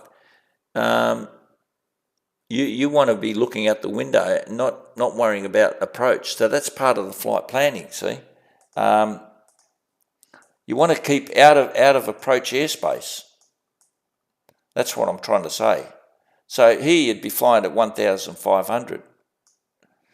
Because if you want to fly higher, you've got to get a clearance, and he'll clear in, and he'll say, Alpha Tango Victor, you cleared to Jandicott as filed. Melbourne Centre, good evening. Qantas 485 with you, climbing through flight level 2204-280. Qantas 485, g'day. Climb to flight level 360. Climb flight level 360, Qantas 485. So you've got to get a permission to, and he may not, if approach are too busy, he may ask you to stay outside controlled airspace, because they're quite right, and they'll say, clearance unavailable, remain out OCTA, which means OCTA, which means outside controlled airspace. So without needing to talk to this, I'd be flying at 1,500, because you don't want to put more restrictions on yourself. Because if I'm flying this route, I'll be looking out for other VFR aircraft rather than worrying about trying to get a clearance which may or may not be available. Like I said, he may tell me to do.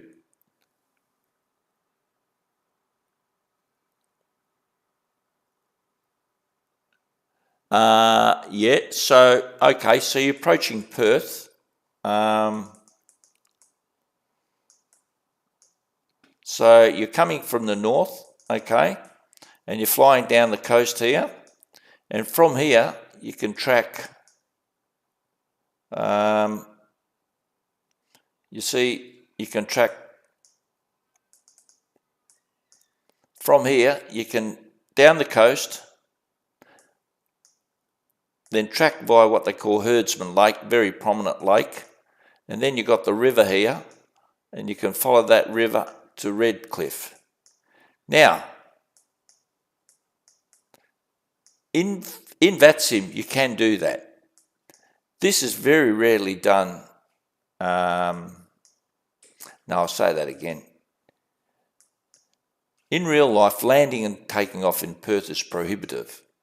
So if you really, most of your GA aircraft are all down here at Jandicott, because it doesn't cost as much to take off and land. But whereas at Perth International, it's like Moorabbin, how many GA aircraft, unless your name's Stephen Duran, you've got millions, take off and land at Melbourne? He did it once, I think, on his YouTube channel, and just to say he did it. But it would have cost him thousands. So you don't really, having said that, that doesn't mean you're not allowed. Approach, just 1244, passing 2,200 feet, climb to 5,000 feet with you.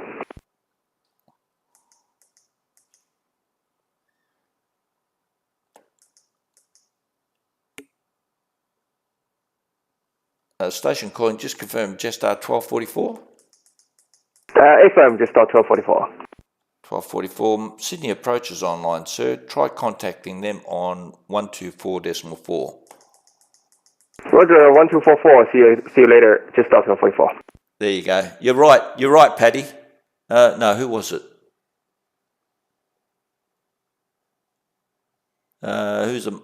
Jimmy, you're right. Milk Run Monday Monkeys. Yep.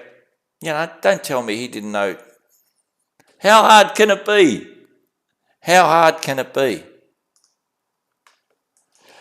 So, on VATSIM, of course, you can do anything you want. So you'd be reporting, now I forgot what the question was. Let's say I'm at 9,000 because I'm in flying for a while. Yeah, let's say you've got VMC conditions at 9,500.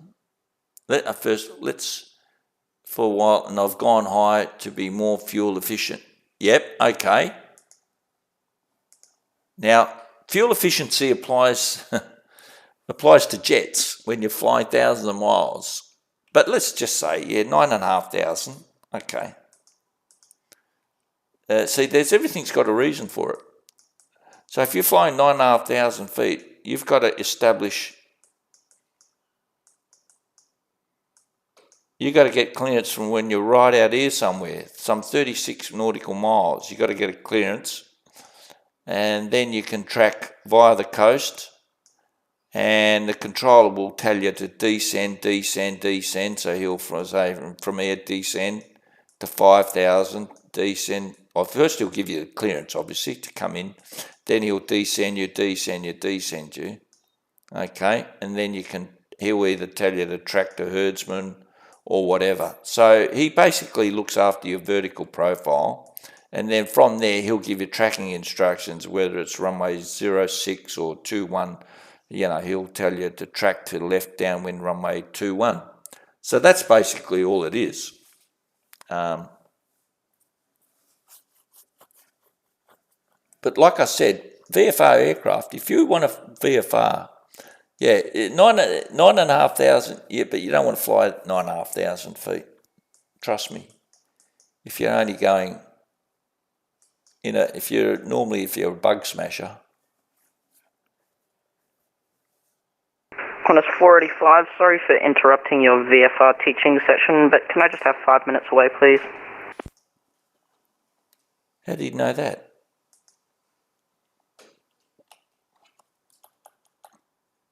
Qantas 595, not a problem. Roger, we'll report back 485. Okay. Perth Approach OB 9,500 to the north, tracking coastal southbound, request clearance standard class. That's pretty well spot on, Paddy. Yep, that would be spot on.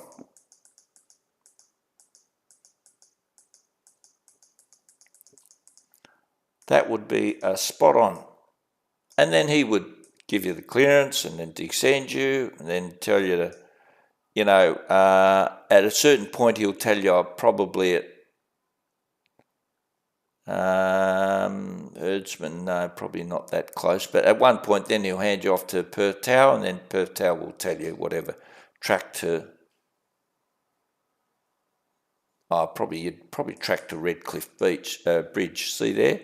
From there you go up the river to the bridge, and then from there you make your, according to what ATC says, you track left base runway 21 or whatever, or fly overhead 2,000, and then you can track for 26 or 24. Sorry, that's 24. That little one there.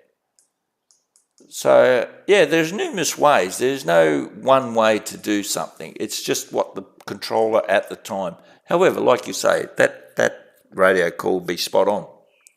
It tells me, as a controller, everything I need to know. And that's really what you...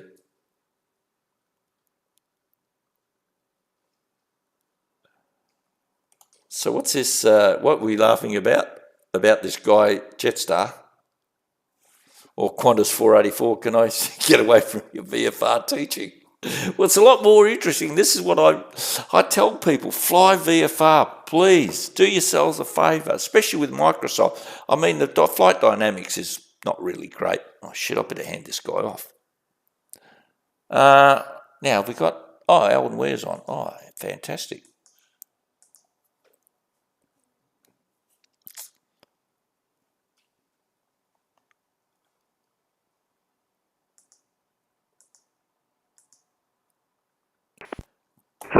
City Control, currently flight level 300. Qantas 188, contact Melbourne Centre 123.75.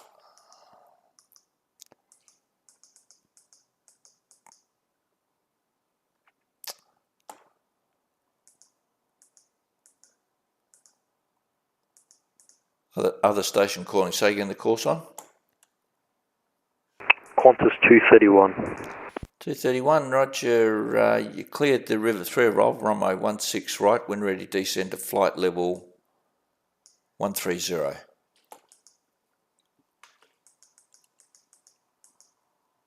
Cleared the River 3 arrival, runway 16 right, descend 13,000, 231.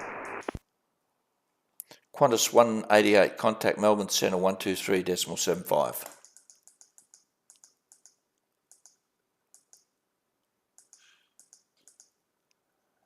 No, he could see you, Paddy. Approach can see you. They got radar coverage. So he'd know, he would know. Because don't forget, you still have, yeah, he's got a squawk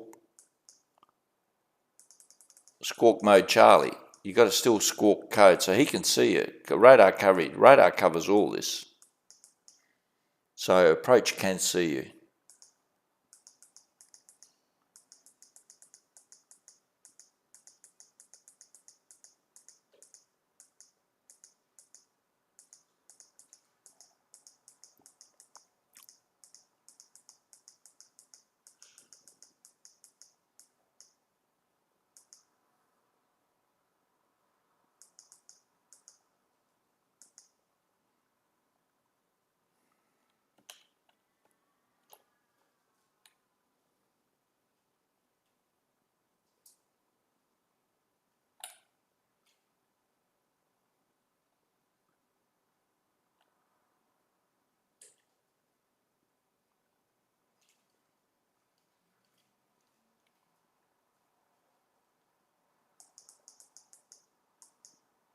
Qantas 485, we are back. 485, good to have you back.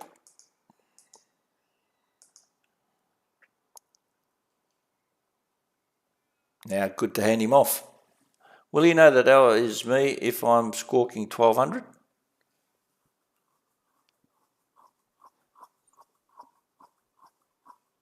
Oh, you mean, okay, I understand now. I had it confused. Yeah, no, he wouldn't, because obviously 1200 is your VFR code. No, I misunderstood the question. Yeah, no, you're right. You'd give your position. So you'd say, you'd say whatever, Burns Beach or Two Rocks or whatever, wherever you were, or DME, like you say. See if you're at Two Rocks or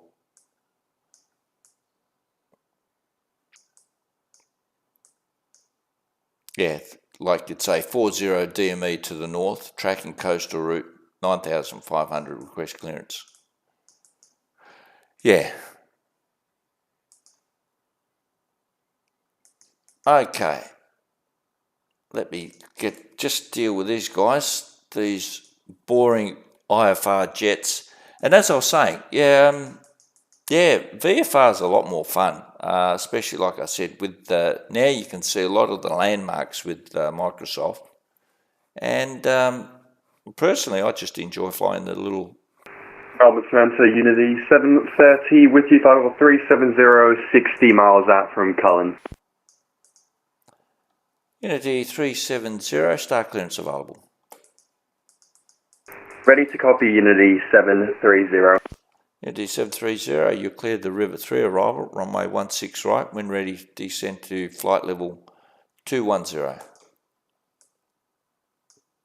Rivet 3 arrival 16 right, when ready 210, Unity 730. Who's on Eldon Weir? Greg. Oh, Greg. That's our very good controller. Yeah, that's what I thought. Yep, that's right. Melbourne Centre, just start 1244, maintain flight level 280 with you. Just start 1244, g'day, climb to flight level 320. Roger, climb flight level 320, just start 1244. Okay, young Greg, that's our esteemed, he was the head. I'd have to get myself a honeycomb cope and start learning VFR. Oh, Jimmy, mate, I've got the yoke, I've got the throttle, oh yes, but this is expensive shit. I've got what they call MFR rudder pedals, MFG, sorry, Milan flight gear.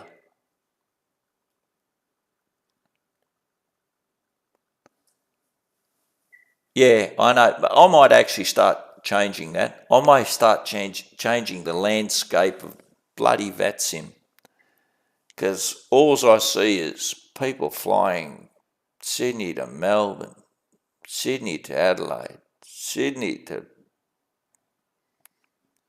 Brisbane. Really? Flying VFR is magic. Flying and your work's cut out for you. And not only that, in real life too, you have to do radio calls. Well, if you have to, in certain musicians and yeah. So anyhow, MFG flight rudder pedals. They're bloody expensive though. They're about $500. So you young blokes, it would be like, I don't know what the honeycombs. I've spent about $1,500 all up on this stuff. Because I got the honeycombs ages ago when they were at a premium. So yeah, all up $1,500. But like I said, I'll start doing now flight videos, and I've also joined up let you in on a little.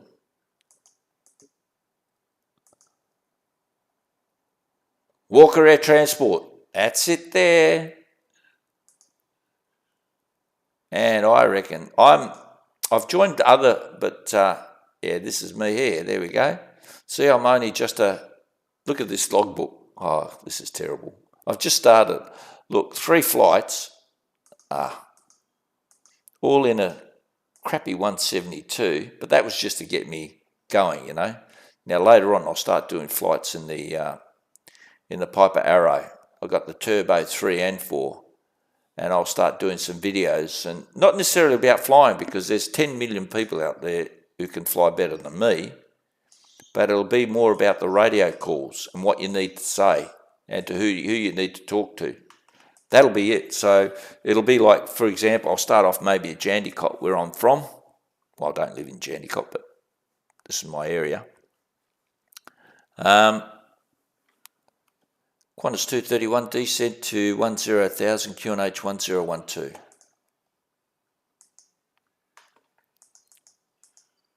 People don't like to talk to me. What did you do to fill your days? What did or do? Level 7, good day, just F119 with you, passing through flight level 120 for 280. Just F119, good day, Melbourne Centre, climb to flight level 340.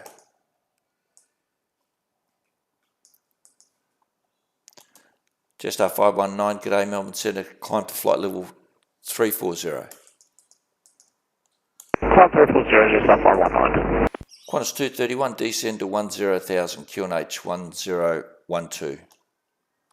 I pressed the bloody wrong button. Descend flight level 100, QNH 1012, 231. No wonder people weren't talking to me. I pressed the wrong push to talk button. I do that sometimes. Qantas 485, do you want us to switch over the next centre controller?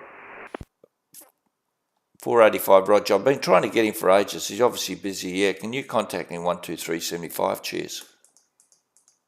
Roger, we'll go over to 123.75. Qantas 231, contact Sydney Approach 124.4. G'day. 124.4, thank you, so have a good night. Good night, sir.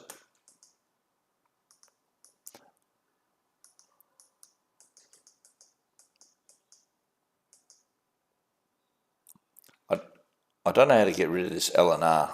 Any ideas? I don't know how I trigger it, and I've yet to work out what I guess it's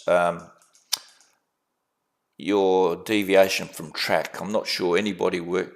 Now, what do I do to fill my days? Well, because I'm retired and a wonderful life, normally every morning me and the missus would go to a coffee shop. Just a 519, requesting 10 minutes down the cockpit. I don't understand what he said. 519, sorry, say again? Just requesting 10 minutes at the cockpit for just a 519. 519, not a problem, report when back. Report when back, just a 519.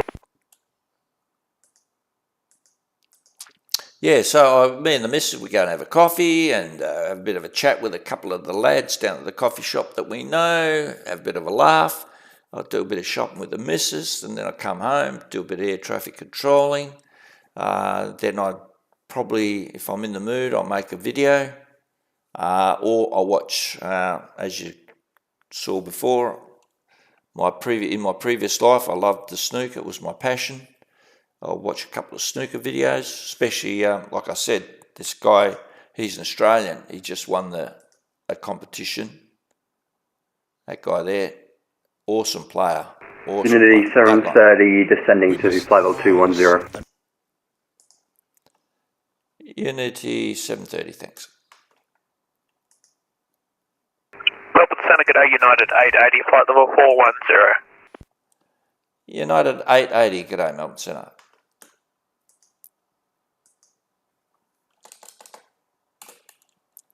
United 880, star clearance available. United 880. United 880, cleared the Rivet 3 arrival, runway 16 right, when ready, descend to flight level 250. Rivet 3, runway 16 right, and run ready down to 250, United 880. My kingdom was stolen from me. These ads piss me off. Just a 519 back to cockpit. 519, thanks.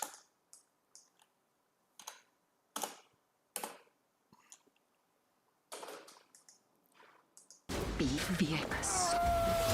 Revenge is all I have ever known. The Northman. Discover fair churros. dinkum. So crazily cinnamon, no one can resist. Ads, who needs them? Churros. Yeah, this guy, he's Australian. He's an awesome player, this kid. Well, he's not a kid, he's a man. He's about 30 odd years old. But, Однако, набрав 28. He's just an awesome player, I'll tell you. Синий, а затем и на красный, который в итоге забить и не удалось. Начал. But anyhow, I don't want to, I'll get doing a shit job as it is on. Anyhow, I'm busy talking about, what did I do? I had several jobs. I started off as air traffic control in the Air Force. And then I owned a news agency, me and the wife. And then I got into engineering as a structural designer, or what they call, was an engineer and drafty, and did that for basically almost 15 years. And I was at the right place, right time, made a bit of money, and retired fairly early.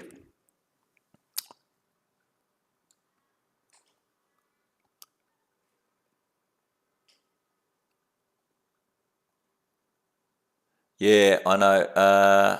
Doesn't work in Chrome. Google block it. Yeah, which is the one that they... Melbourne Centre, just a 530 with you, flight level 370. Just R530.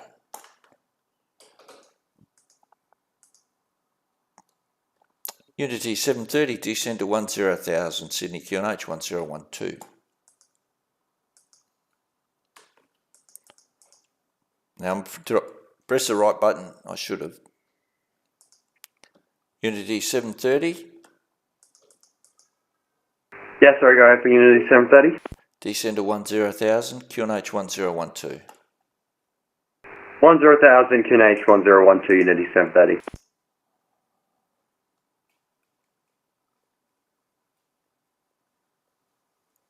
Just 1244, contact Melbourne Centre 123.75, g'day. Yeah, so anyhow, and then... Contact Melbourne Centre 123.75, goodbye, just 1244. Yeah, and then retired and been living a nice life. Had a few couple of, well, not in between jobs. When I retired, this guy who ran a chartered vehicle service heard that I retired. He knew me back in the day when I had a news agency. We're both Freo boys. In other words, we both come from Fremantle. And he said, oh, you want to come work for me, for very part-time? I said, yeah, why not? So I did that for about 5-6 years, sort of just the occasional driving, driving maritime crew from the ship to the airport or from the airport down to the ship. Yeah, so that was really good. I enjoyed that. And, yeah. Block Origin browser extent. Looks like YouTube blocked this in the chat. Eh? I don't understand what that's supposed to mean, but anyhow. I don't know what he's saying there, but anyhow. Yeah, so that's it. But that's a classic, Jimmy. That was, I'll tell you, that's one of the best when I heard you say Milk Run Monday Monkeys.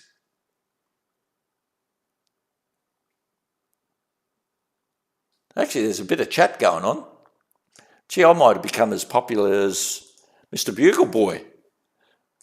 And look at this, guys. Melbourne. Oh, let's see if he's on. He normally comes on really late. Probably out with his girlfriend or something, partying. Let's see if he's around.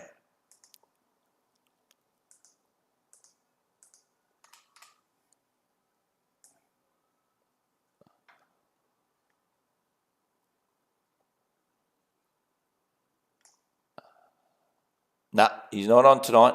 Ooh, something must have happened.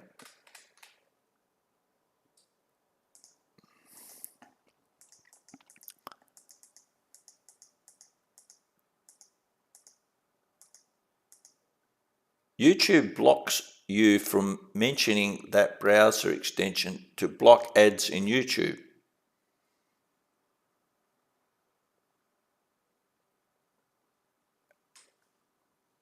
Oh, okay. Is that right?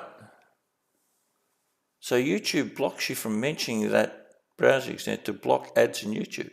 Because that's the end of the day. That's where all these, what do they call them, these guys that make all these millions of dollars making YouTube videos and some of the crap that I've seen.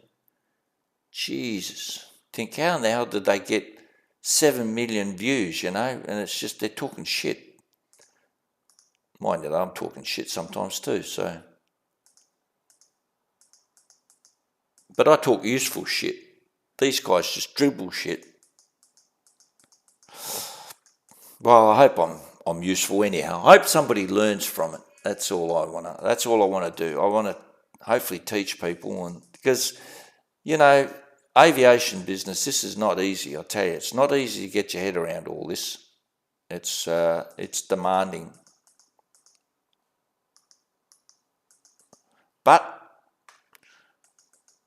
with hopefully another 22 videos to go that I need to make. Melbourne Central Velocity 741 at flight level 370. I think station calling was Velocity 741. You've got a lot of background noise, sir. You may want to look into it.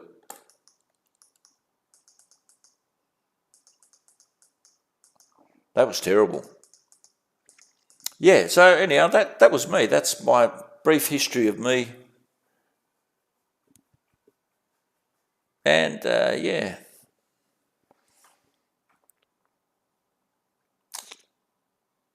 Anybody know what this LNR means? Left of track, right of track, I guess? I don't know. I must be. Melbourne Central Velocity 741, requesting radio check. Yeah, 741. Still a lot of background noise, sir. It's absolutely shocking. Not just...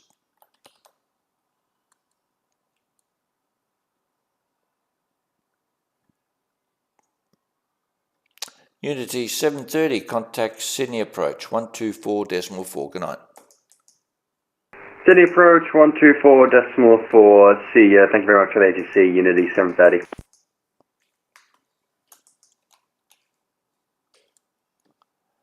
United 80, descend to 10,000, QNH 1012. 10,000, 1012, United 880.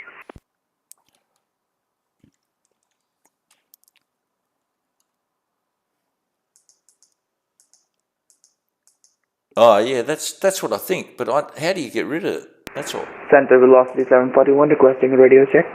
741, that's a lot better, sir.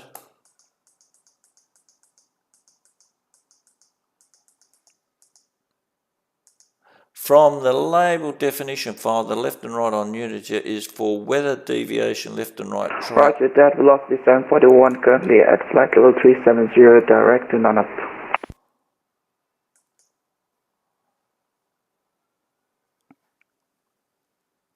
Unity 741.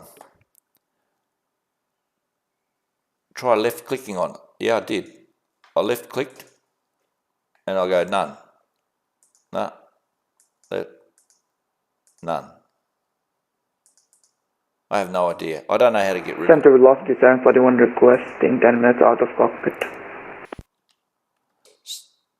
Velocity 741, I've got your star clearance available.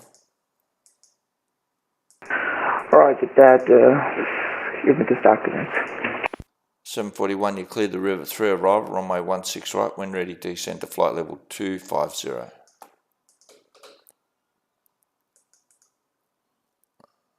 River 3 arrival, runway 16 right, when ready, descend flight level 250 for velocity 741. Jetstar 530, star clearance available. Go ahead, Jetstar 530. Jetstar 530, you'll clear the river 3 arrival, runway 16 right, when ready, descend to 10,000 QNH 1012. Cleared by the Rivet 3 arrival, runway 16 right, when ready to send 10,000, flight level 10, Jetstar 530. He's past his top of descent. Normally your top of descent's back here somewhere. So, yeah, I knew it was left or right, but I'm just trying to get rid of that annoying LNR, so...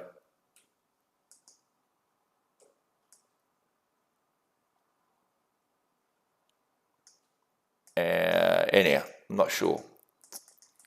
Anyhow, something that's not in the...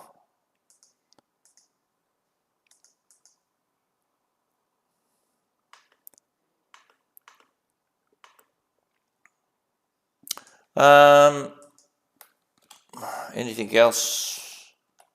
Nothing exciting is happening until we get some... Yeah, nothing exciting. But I'll tell you what. I don't know what time. What's the time? It's only 7:45 over... Oh, 7:45 in Sydney and Melbourne, isn't it? So I guess it's still early days yet. So we've got a whole heap of people leaving Melbourne. And we've got a couple leaving Sydney. So...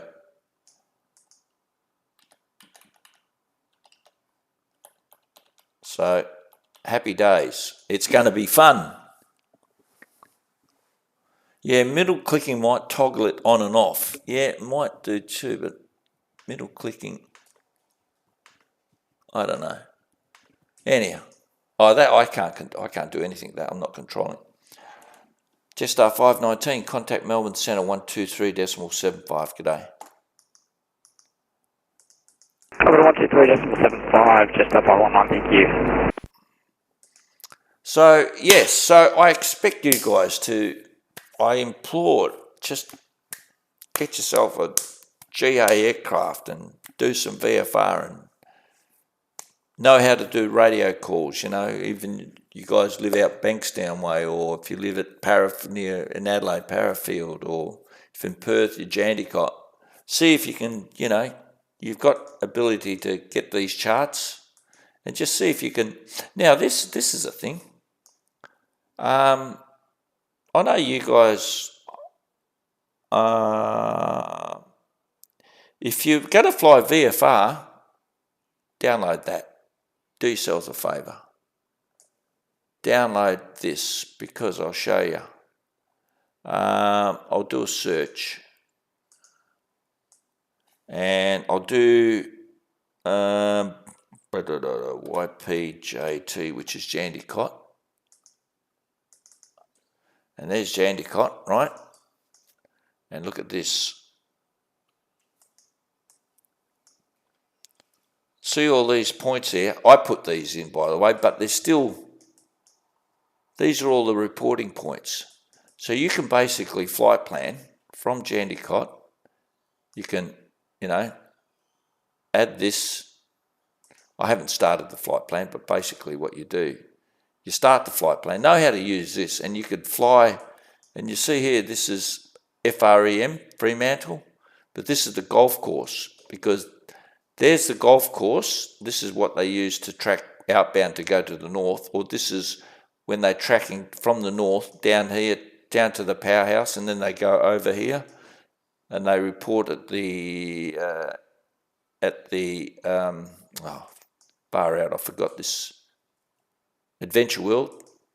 And then from there they track inbound, whether it's downwind or, you know, base or wherever, to runway 24 or 30, whatever air traffic control tells them or tower tells them. So you can actually put these in, and you can send this file to export the plan as MSFS 2020 plan, and then brings it into your GPS. And you can, you know, and I know you cheat and you put this and you let the GPS follow that route. And that's how you can do it. And then you just look for these waypoints, you know. So that's the easy way to do it. Oh shit, I'm United 870 approaching 10,000. United 880, stand by. I'm just passing you off to approach. You can contact approach sir on 124.4. I'm doing a shit job tonight, guys. Thanks. Over to approach 124.4. United 880. Have a good night. You too, sir. Because I'm blabbing, you see, and I can't do 3 things at once like I used to, and contain, so I'm doing a shit job. But that's maybe why I came on Bin Duk. So, yeah, so once again, this is a fantastic tool for VFR, specific VFR. I know some people have tried to use it for IFR. Well, IFR, we all know SimBrief is really the way to go. But VFR, this stands alone. And like I say, you can put this into your, export it into your Microsoft Flight Simulator or wherever. Actually, you can do it for P3D, X-Plane. And I know with P3D and X-Plane, you won't see these, well, you probably see Fremantle, or what looks like a port, but you won't be able to see the powerhouse. But you can see that in Microsoft. So, you can, yes, of course you can. You can fly VFR at night. Yeah, little nav map. It's magic. It's the only way to go. It's, if you want to fly VFR, you use VFR. And don't forget, like I said, I got two things. I put this off onto the right-hand side, and it shows the aircraft, right? And it shows you exactly where you are at any time. And it gives you a whole other things too. What you can do, if you fly, let's say, fly the Piper Cherokee. Center velocity 741, requesting 5 minutes out of cockpit. Sorry, station call, say again.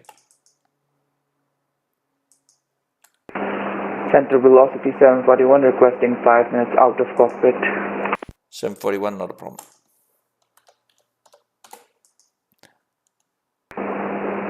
Say again, 741. 741, not a problem. Report when back. Roger that, velocity 741. So yeah, you could file and you can see the aircraft and how you're flying, and it gives you, like I said, let's say for example you got the Piper Arrow, you can build up what they call performance thing for the aircraft. I won't go through how to do that, but you can read about it, and you build up performance, and so it works out you do say 7 flights and works out your average fuel, average taxi, how many gallons of fuel you use for particular trip. So if, let's say for example, then I do a flight plan from going point A to point B, it'll tell me, look, you've used this much fuel over on previous flights, so you can use it for working out your fuel, how much fuel to carry. So it's a great, absolute, I can't believe this is free, absolutely, like I said. And see how that tells you it's a waypoint, but it's also, if I show information, it's also a VFR. See how it says here, type, here, VFR? So it's a VFR point as well, as we saw in the map up here. See, hang on, I'll try to zoom in. CTE, ta-da, CTE, there it is. So that's a visual point as well. So it's not just it is a waypoint, but it's also a visual reporting point because it's got that diamond shape. That black square is a tracking point, but that's a reporting point. So So yeah, and that's what I did. So what I did, I just right-clicked and I went user points, and then I think I did something. I can't remember. There's a way of making that there as your visual reporting point, so I haven't quite finished yet. So I've still got to do it for that. And there's one down here called Oakford.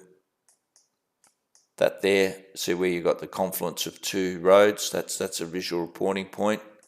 So this is brilliant.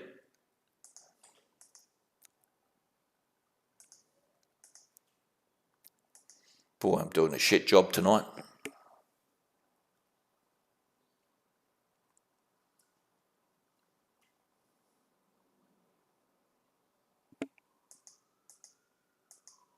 Yeah, you can use it IFR, Lockmaster, but you know, it's really caters for the VFR.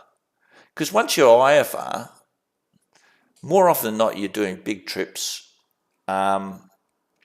Because, you know, SimBrief really, there's second to none, because SimBrief gives you that valuable fuel calculation. Jetstar 530, contact Sydney Approach 124.4. Over to Sydney Approach 124.4, Jetstar 530, thank you.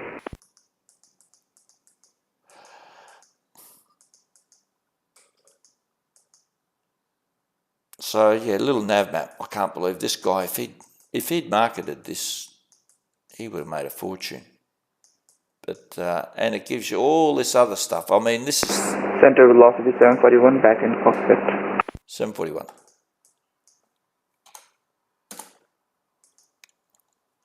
Yeah, so that's what I use to, and it's got me out of shit a few times too, because it gives you situational awareness, you know. Like, for example, coming into an airport and I'm thinking, oh shit, which way is that bloody runway? And it gives me that situational awareness. Okay, I look to my right or left or whatever. So it's, like I said, I've got two screens. I put it off to the right-hand side. And especially, I mean, around here, when airports that I'm familiar with, not a problem. But if I'm flying in the US, and US is a great place to fly, by the way. And getting back to this other thing with, oh, that's Neil. Yep. Don't worry about Neil. Crew ops, but this is what I like. This is what I'm going to do in future. Tours. And the thing is, which is good, I mean, there's other virtual mobs that do tours, but they restrict you in what sort of aircraft you fly and what sort of legs. But let's say, for example, I'm going to do, obviously, this will be the first one I'm going to be doing. Ta-da! That one. So I'm going to try to fly all around Australia. Now, there are some legs I can't fly my trusty little Piper Arrow. Like, for example, there's some legs there, 330 nautical miles, so from Gold Coast to Rockhampton. Well, I'll use the CRJ or something like that. But having said that, look, the other day I looked at this one here, and I'm certainly, because I've got all these legs are all 70, 80, and I've got a couple of sceneries. I think at Molokai, I've got the scenery, Orbeck scenery for Molokai Airport. So, and these are all doable legs, you see. They're all 50, 70, 60. So I'll be doing that one first, actually.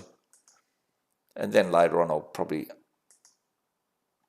Velocity 741, descend to 10,000, QNH 1012. Descend to 10,000, QNH 1012, velocity 741. Yeah, so anyhow, that's what I'll be doing. So stand by for that. There's some beautiful scenery. I took it for a spin the other day just to have a look around and get used to the Piper Arrow. Taken off from Malachi, and I flew roughly around the island, actually. Actually, is this Malachi? No, that's the wrong island. Which one was? Yeah, there it is. I took off and I went clockwise all around the island, Oh, I didn't go all around, sorry. I flew that way, or that way, and then I come in through this area, through a valley. There was a valley through there and landed back. Bloody magnificent. Like I said, I don't know why people don't fly VFR. It was brilliant. Now, having said that, radio calls in America tend to be a little bit different, as most people would know. But this is one of the reasons I signed up for this mob, because and also I can do my own charters. I could, if I wanted to do a charter, highly recommend. This is the best one. So if I wanted to do a charter from, I don't know, Melbourne to YBLT, which is Ballarat aircraft, I don't know, we'll try to do a Diamond DA50 departure, we'll say it 908, 910 Zulu, we'll carry cargo, create charter. There it is, pilot briefing. And what that does, it brings up all the information, METARs, runways, TAFs, and then you go and fly and you can link SimBrief if you want to do big flights, of course, but anyhow. But that's that. Yeah, so, and then it gives you, and it shows you your plane as you're tracking along. You're going to Melbourne out to Ballarat. So it's good. That's why I did it. Not paying attention as usual. Sorry guys, this is terrible.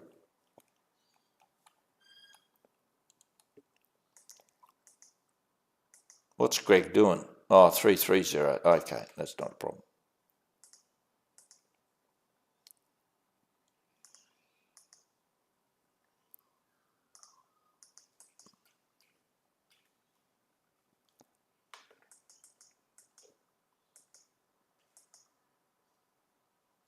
Come on guys, talk to me.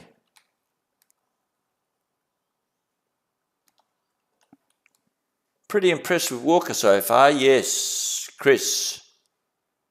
Hey, how are you, Chris? The Phenom 300. Yeah, who was it was made this Phenom 300 for P3D? They were actually... Oh, what's going on? Have I lost connection? No, still going. Something happened. Not sure. Yeah, I like, like I said, I hopefully do a lot of things on Walker in the future. Center, just 529er, climbing to flight level 280. Just 529, g'day Melbourne Centre, climb to flight level 360. Climb to flight level 360, just 529er. We've got a FedEx, he's going. New Zealand 361 with you, flight level 330. New Zealand 361, g'day Melbourne Centre, start clearance available. Ready to copy, New Zealand 361. 361, you cleared the Rivet 3 arrival, runway 16 right, wind ready, descend to flight level 250. Rivet 3, 16 right, wind ready, flight level 250, New Zealand 361. Melbourne Centre, velocity 526. Station code, say again your call sign. Velocity 526. Velocity 526, g'day Melbourne Centre, climb to flight level 320. Climb flight level 320, velocity 526. Melbourne Centre, g'day, just 514, flight level 370. Just 514, g'day Melbourne Centre.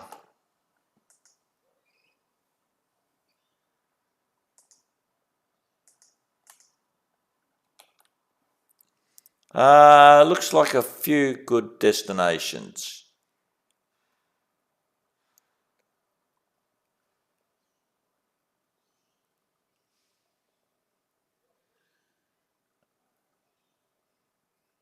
Well, yeah, when you say on a regular basis, as in In what regards, Chris? I'm not quite sure. On a regular basis, like what, go around Australia a few times, once clockwise and once anti-clockwise. I think that's what you probably mean. Not sure, but anyhow. What was I going to do? That one there, 10,000 velocity. Oh God, I've got to hand him off. Okay.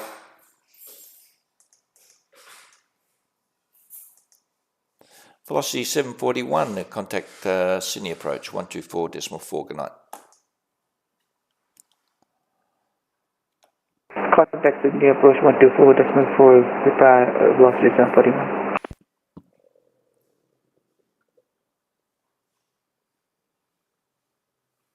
Yeah, okay, up in Brizzy.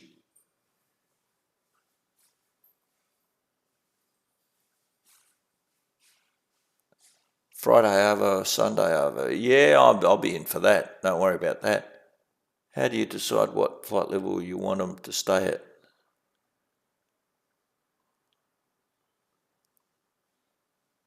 When you say, how do you decide what flight level you want them to stay at? As in which way, Hassie?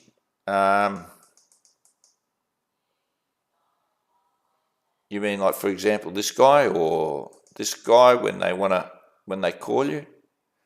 Because CRP, that's their required flight level, 360, see, and that's what I've gave them. So 320, that's guy New Zealand 361, he was at 350, he's been now cleared to 250 because he's obviously coming into Sydney. Jetstar 514, star clearance available. Jetstar 514, ready? Jetstar 514, you cleared the River 3 arrival, runway 16 right, when ready, descend to flight level 250.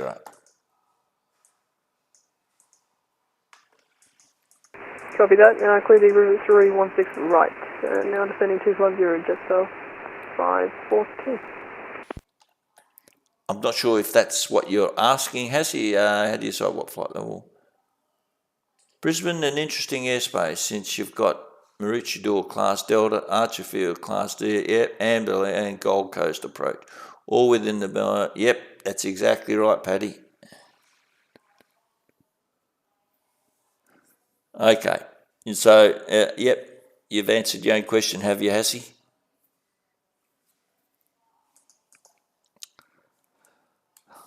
Yeah, so that's Walker Air, and like I say, it's going to be interesting. I mean, these ones are going to be boring as. I better get rid of my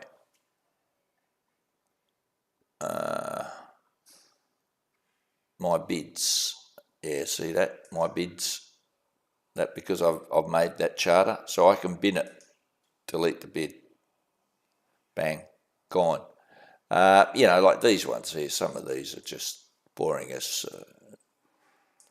I mean, Airbus, yeah, really? Okay, big deal. Not sure what the idea of that one is, but... Oh, maybe to do with French...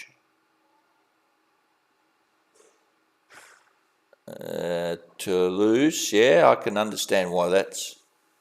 Bremen, Hamburg, yeah, that'd be... Yeah, okay. I'm not sure. Some of these are really... But that one there, that's that Alaska Milk Run. If you guys ever... I used to fly all the time because I used to be on FS Economy, used to fly up in Alaska all the time. And the scenery, I used to have P3D and the scenery was okay, but, oh, geez, I took a flight the other day, just a small flight up here. I tried to do a type of approach, totally stuffed it up. Melbourne Centre, Jetstar 514, just confirming I'm returning 0.76 mark per frequency. 514, standby. Yeah, 514, if you can still maintain Mach 0.76 or even, can you reduce the further Mach 0.75? Down to Mark point 75, just off 514, and we just entered the Knox area. Just our 514, thanks. And props to add to that. To this, you mean? Is that what you're saying? See, these are all, okay. I can't do Juneau to Anchorage, 495, okay, so I'd have to do it in a, I was hoping I'd do it, but there's some legs there, like... Good evening, Melbourne Centre, Qantas 455 is with you, direct to Wollongong. Qantas 455, g'day Melbourne Centre, climb to flight level 340. 340, Qantas 455. Yeah, well that was, yeah, so that's what I like about you too, is you can pick your own aircraft. Because I remember, I used to be a member on, what was it called, Canada Air or something, because back in the day I used to have X-Plane. This is going back, X-Plane 9, can you believe that? X-Plane 9. And Canada Air was purely just for X-Plane. And I remember they used to have tours as well. And they, for something ridiculous like 120 nautical mile trip, they'd want you to do it in an Airbus or something like that. You know, I'm not saying exactly that, but you know what I mean. And I'm thinking, are you serious? For 120 nautical miles, you want me to, I could do that in a bloody Cessna. You want me to do it in a, you know, in a 737 or something? I thought, nah, this is a horse's, you know, proverbial. Actually, I was on Canada Air for ages. That's back in the days. Yes. Anyhow, I went from a peak of 11 viewers, now I'm down to 5. So obviously it's starting to get pretty boring. And I've been on here for how many hours? 2.5 hours. So I don't think I'm not sure whether it's worth. Do you think it's worth waiting for these guys? I mean, you can see how jets can be so boring, guys, like I said. And believe it or not, it's even though, and this is the funny thing about it, I used to fly the MD-11, I thought this is a breeze. And you can fly jets a lot easier than the GA aircraft, because the GA aircraft, especially because I don't know if you guys have ever heard the term constant speed prop. It's where you've got the black on your throttle quadrant. You've got the black knob, which is your power. You got the blue knob. Center 514 at 350. Just our 514, descent to 10,000, QNH 1012.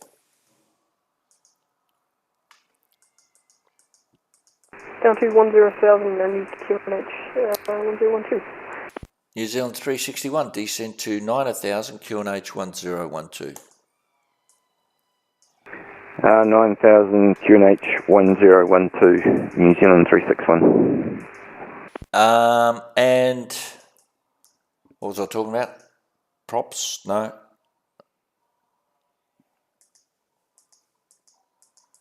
Forgot my train of thought. Terrible. I was talking about jets, yeah, and but with the constant speed prop, you know, you've got to worry about not overstressing the engine, because the throttle control operates or handles what they call the manifold pressure, and then you've got your pitch for your props, and then of course your mixture. Your mixture's nothing, but you've got actually your prop determines your RPMs, and your throttle determines your manifold pressure, and you've got to get them sort of balancing, and not sort of being used to that sort of. I'm trying to get me headed around it all, and it's doing me head in. So because you don't want to overstress, you can overstress the engine by having, well, I think low RPM, which is high pitch. If you pitch the propeller, you get low RPMs. I've got to get this right, I can't remember now, but if certain pitch gives you a certain RPMs on your prop, and you don't want to overstress the motor by, it's like... Melbourne Centre, Qantas 455, request to leave the cockpit for 5 minutes, over. 455, report me back. Qantas 455. It's like having gears on a car. See, with the constant speed prop, with the 172, you've only got one gear and you just... Whereas the constant speed props, it's like having gears.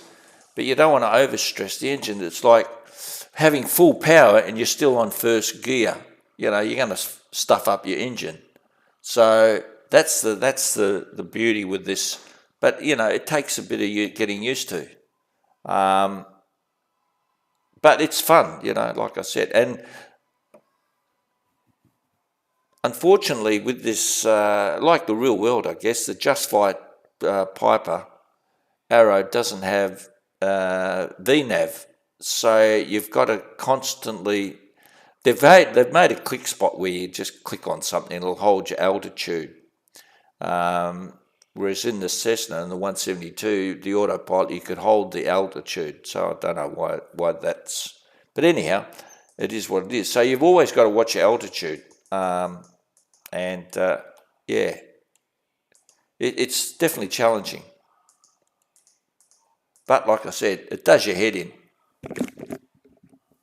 Gee, my wife's a good girl. She bought me a cup of tea. New Zealand 361, contact Sydney Approach 124.4, g'day. 124.4, New Zealand 361. See ya. See ya. Velocity 526, contact Melbourne Centre 123.75, g'day. 123.75, velocity 526, g'day. Because I gave up flying the Cessna 172 and Microsoft. Oh, it's shocking. Default aircraft are not exactly my scene. The Just Flight, and probably after that I'll learn how to do the Kodiak. The Kodiak is next on my shopping list, but I've got to get my head around this, the Piper Arrow first. Once I get my head around that, and then I'll go on to Kodiak, and that way I'll be able to do the longer legs. It's a workhorse of the Kodiak is so versatile. It looks like a Cessna 208. It's absolutely, but it's, I've been told, it's absolutely fabulous. There's this guy that does videos on YouTube. He flies around Papua New Guinea, and he flies Chai tea. Boixie, you're sharp, mate. You are sharp. You remember, do you, mate? Oh, I tell you. Yeah, you picked out quicks and you picked out the chai tea. You're a bit of a legend, mate. You are an absolute legend. Jetstar 529, contact centre 123.75. 123.75, Jetstar 529, see ya. See ya. That's why. And so hopefully I'll learn the Kodiak and then we'll work our way up. And then that's when once I get into jets, well, that's when the fun stops. Santa Qantas 455 is reporting back. 455, thanks. Because with jets, it's just pushing a few buttons. The hardest part of flying jets is actually programming the FMC.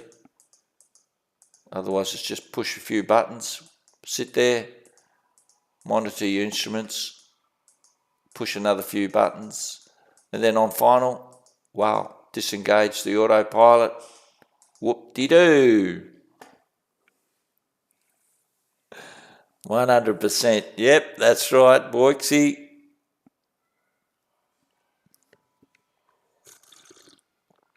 Yeah, I got MS. I I like a bit of the eye candy, but if you really want to be a purist, you go for flight dynamics, you go for X-plane. But because I love my VFR, X-plane didn't really do it for me. But as far as flight dynamics, X-plane is, if you really want to be a purist and say, oh, it's not like, but I don't give a rat's ass, really, if it doesn't fly like the, because I don't plan to be a pilot or, you know, but I like to fly, you know, the scenery and all that. So for me, Microsoft fulfills that purpose. But for other people, you know, they say it is the flight dynamic, a long way to go. But, you know, they're improving it all the time. And you can see more and more software is starting to come on board for Microsoft. And also the big tick in the box. For me, as far as aircraft is concerned, I think from a study level, nobody does it better than PMDG for jets. And they are the benchmark as far as I'm concerned. That's just my opinion. I could be totally wrong. And when they decided to come on board, you knew that there was their Microsoft Flight Simulator was starting to, what's the right word, come to PMDG's requirements. I guess that would be the right sort of, I better hand this guy off. Just 514 at 10,000. Just 514, contact Sydney Approach 124.4. I shouldn't do this. You never do this. Wait till this. Over to Approach 124.4. Thank you. But that was just lucky. Good timing. So Zebo, disconnect autopilot, fly the approach, landing. G'day, Victor Foxtrot Lima on the ground, Canberra for Sydney Request Airways. Victor Foxtrot Lima, standby. VFL, can you believe that? VFL.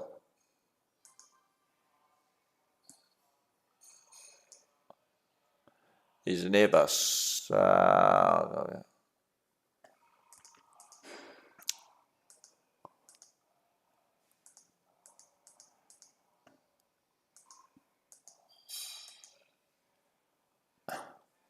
Qantas 455 contacts Melbourne Centre 123.75. G'day. Over to Centre 123.75. See you, mate. Victor Foxtrot Lima, clearance available. Go ahead. Victor Foxtrot Lima, you're cleared to Sydney via Cullen, planned route via the SID, climb to 10,000, runway 35. Cullen 1 departure, squawk 4406, and departures with me 129 at this weight. Thanks, cleared Sydney via Cullen, planned route via SID 10,000, runway 35, Cullen 1 departure, code 4406, departures 1298, Victor Foxtrot Lima. Victor Foxtrot Lima. Yeah, exactly, like Zebo's magnificent, absolutely magnificent. What they've done with the Zebo, I mean, fly-by-wire is magnificent, but Zebo's just, Jesus, what they've done. I mean, you know, fly-by-wire have just now got VNAV, but Zebo, God, they had it. Anyhow, that's right. Disconnect autopilot, fly the approach, landing plus or minus 500 is killing me. The Phantom 300 a breeze, Zebo, not so much. Yep. Yeah, so, and also I like to sort of experiment, especially if you have a look at some of these approaches in the US. I mean, but you've got to understand the charts too, don't forget. Let's say, for example, I don't know, I'll pick a... Oh, that's something I'm working on. See that? Melbourne to Ballarat. But anyhow, don't worry about that. You guys will find out about it in the near future. I won't spoil it. But... Centre, good evening, Velocity 883. Velocity 883, good evening, Melbourne Centre. Velocity 883, start clearance available. Go ahead, Velocity 883. Velocity 883, you're cleared the route 3 arrival, runway 16 right, when ready, descend to flight level 250. Rivet 3 for 16 right, when ready 250. Our apologies, we're 0.81 for sequencing velocity 883. 883. 0.81, that's max, yep, okay. Then Victor Foxtrot Lima requesting push. Victor Foxtrot Lima, push approved. Push approved, Victor Foxtrot Lima. Yeah, anyone can fly point to point, take off and landing, get you every time. Couldn't agree. But I like to do some of these approaches we don't have some of the approaches. I'm trying to. Melbourne Centre, good day, just 531, climbing flight level 280. Just 531, good day, Melbourne Centre, climb to flight level 340. Climb flight level 340, just 531.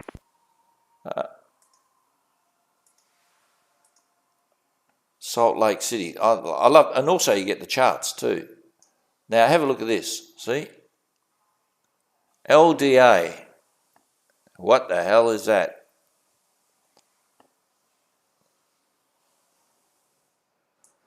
We don't have an LDA, so that's why I like to fly. And in America, see, I'll show you this too. I don't know what something LDA. Anyhow, I haven't flown an LDA, but that's what I'd like to do come in the future. Just 531. I'll be back in 5 minutes. I'll call you when I'm back. 531.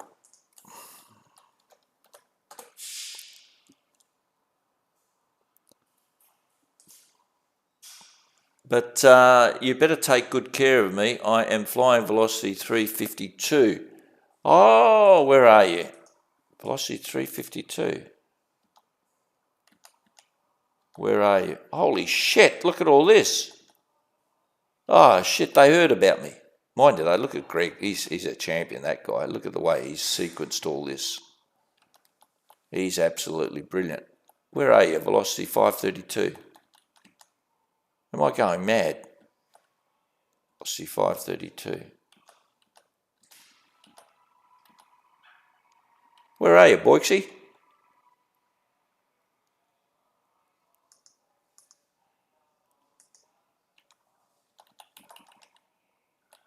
Oh well. Holy crap, look at this. Maybe I should log on.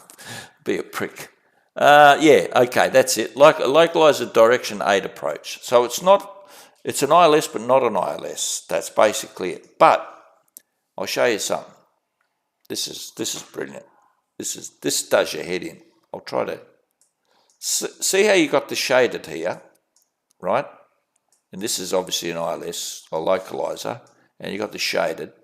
This means you're approaching the localizer from the front. It's like but if you've got the shading on this side, it's what they call a localizer approach back course. We don't have them in Australia, but in America they do. In other words, the localizer, let's say for example this is 3.5, and the localizer, you know how it's at the front of the threshold of 3.5. What they do, because of certain restrictions in America, they can have the localizer at the back. So what you've got to do, you've got to fly the back course and come in, and you're using what they call a back course. See, these are all things, that this is why I use Flight Simulator. And you know when it's a back course, because when this shaded part is on the left-hand side, you know it's a localizer back course. I'm trying to find... Just a correction, Victor Foxtrot Lima requesting taxi. We can take intersection. Oh, he's up with it. See, he can take the intersection. He's at Airbus 320. Victor Foxtrot Lima, taxi to Holding Point November, runway 35. November, runway 35, Victor Foxtrot Lima. And now, I'm telling... from Brizzy. Been flying all day. Guess what? Sorry, Boyksy, I'm not dealing with you. I don't think Look, see, this is anything from the north. All the shaded areas is what I'm dealing with, so you're going to be talking to Sydney Approach. Anyhow, localizer back course. This is it. You can see I've been here before. See? Now, you guys can read this but you see how you come in, right? And it's a localiser at the back of that. But you're flying the back course to runway 35, but the localiser's here rather than up the front. Go ahead, Sydney. Yeah, g'day, Nick. Controller, sorry. Alpha Center, runway flight change, 98, flight level 070 350. Sorry, stand by. I got an echo. Interesting. I'll call you back. Station calling, say again. Qantas 486, flight level 350. 486, g'day, start clearance available. Go ahead. Qantas 486, you're cleared the Rivet 3 arrival, runway 16 right, when ready descend to flight level 250. Rivet 3 arrival, 16 right, when ready 250, Qantas 486.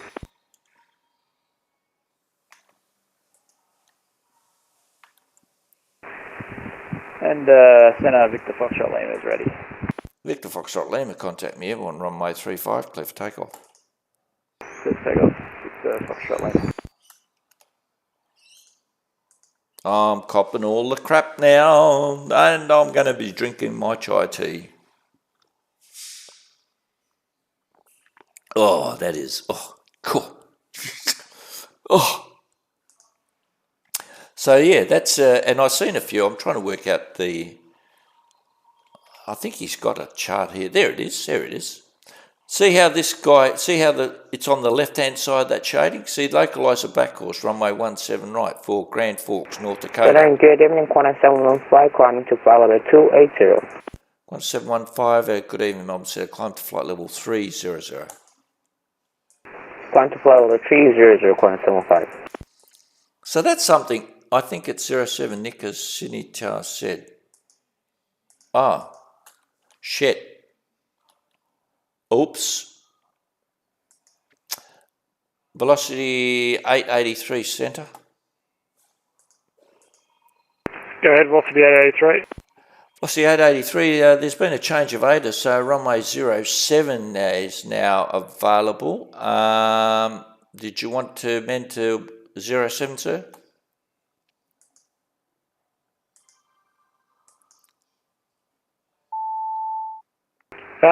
Stand by, I'll come back to you, velocity 883. 883. Just 531 back with you. 531. Center, good day, Speedbird 1040 with you at flight level 390. Speedbird 1040, good day, Melbourne Centre. Qantas 486 Centre. Qantas 486, go ahead. Are you able to take amended star for runway 07, sir? AFM. 486, you're re-cleared the Rivet 3 arrival, runway 07. Re-cleared Rivet 3, runway 07, Qantas 486. Oh, okay. Center velocity 883, we can take 07 as well. 883, you re-cleared runway 07. Re-cleared 07, velocity 883. Center Victor Foxtrot Lima, is everyone past 5,600 for 10,000? Victor Foxtrot Lima identified via the SID, climb to flight level 190. Via the SID 190 via Victor Foxtrot Lima. Oh, it's going to get hectic. Yeah, thanks for that, Paddy. At least someone's on the ball, because I'm doing the terrible shit. Yep, okay, thanks.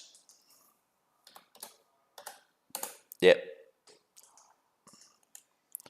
Doing a totally shit job tonight. But yeah, that's what I'm going to be attempting. Melbourne Centre, good day, Skyway 6334, flight level 330. I know it's 334 UKV. What is UKV? Any ideas? Sorry, station with the 34 call sign. Say again. Skyways 6334, flight level 330. Skyways 6334, g'day Melbourne Centre. Skyways, okay. Skyways. Velocity 883, vacating 370 for 250.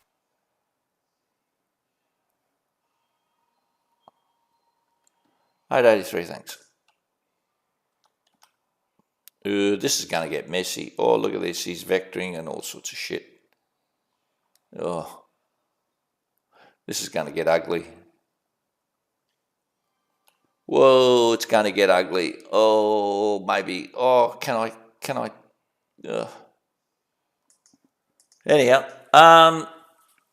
yeah, so this is all stuff. This is what I'll probably try to do this a few times because there's, like you say, there's a shitload to learn. But imagining doing that where the indicator on your OBS is going to be like the other way around. So where you see your OBS going one way, you've got to go the other way. You know, it's because you're running off a back course. You're not actually coming in on the front course. But anyhow, I need to study up on that. But that had me interested. See, there we go. Localise the DME back course runway 35.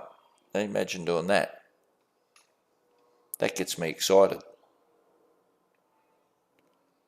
And actually trying to, yeah, see, so this is, if you're in a normal, if you're doing the front course, you know, that's your aircraft there, so it's go left. But when you're doing a back course, you've got to, the CDI says you've got to go to your left to centre it, but when you're doing a back course, you've got to go to your right to centre it because you're going off the back course rather than and it's confusing as buggery. See, the CDI is that you may need to turn right, see, fly weight to get back on the course, see? So that's the interesting thing, and it can do your head in. Anyhow, let's get back to this boring,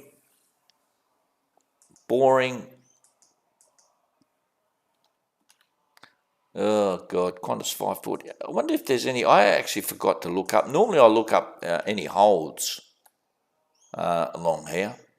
I wonder if, oh, Qantas 486, I had a bit of a run-in with him the other day. I think that's him.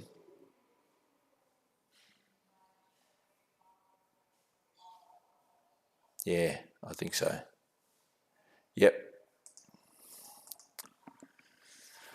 Yes, interesting. He called me an interesting description. I thought, Anyhow, we won't go worry about that. I'm not here to talk about that. I'm here to educate the people or try to help people.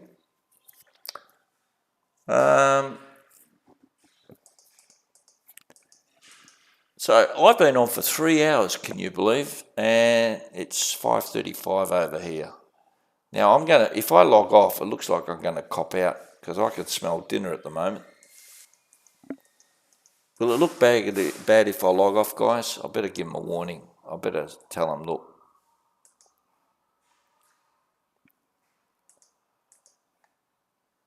I might seem, but I've been on for 3 hours and I'm actually quite knackered. Trying to control and do, yeah, I'm actually, my eyes are really starting to be a bit sore at the moment, sorry. Yeah. Geez, Boyksy, you are on fire, mate. You are on fire. Mate, nothing gets past you. Yeah, let's just say precious would be a word that I'd describe. I'm not sure. But anyhow, we all got our own. Hey, I'm not bloody perfect, believe it or not. Might surprise you guys, but I'm not. So, velocity 883, descent to 10,000, QNH 1012. I'm actually 10,000, 1012, velocity 883. I'm actually surprised he actually talked to me, actually, Captain. Yeah, he wasn't too impressed. Well, Greg's doing a fantastic job. Look at this. Look at this spacing that Greg's done here. I think Greg is on. Yeah, no, he's red-eyed. He's fantastic. He did my approach when I was doing my approach exam. He was my examining officer. I made a bit of a hash of it, but he passed me. I think I bloody totally hashed it, but anyhow. So yeah, Boyksy, I tell you, you are on fire, mate. I can't mention anything, mate. Well, otherwise. Melbourne Centre, hello, Speedbird 1174, passing flight level 172, flight level 280. Speedbird 1174, good evening. Climb to flight level 380. Flight level 380, good evening, Speedbird 1174.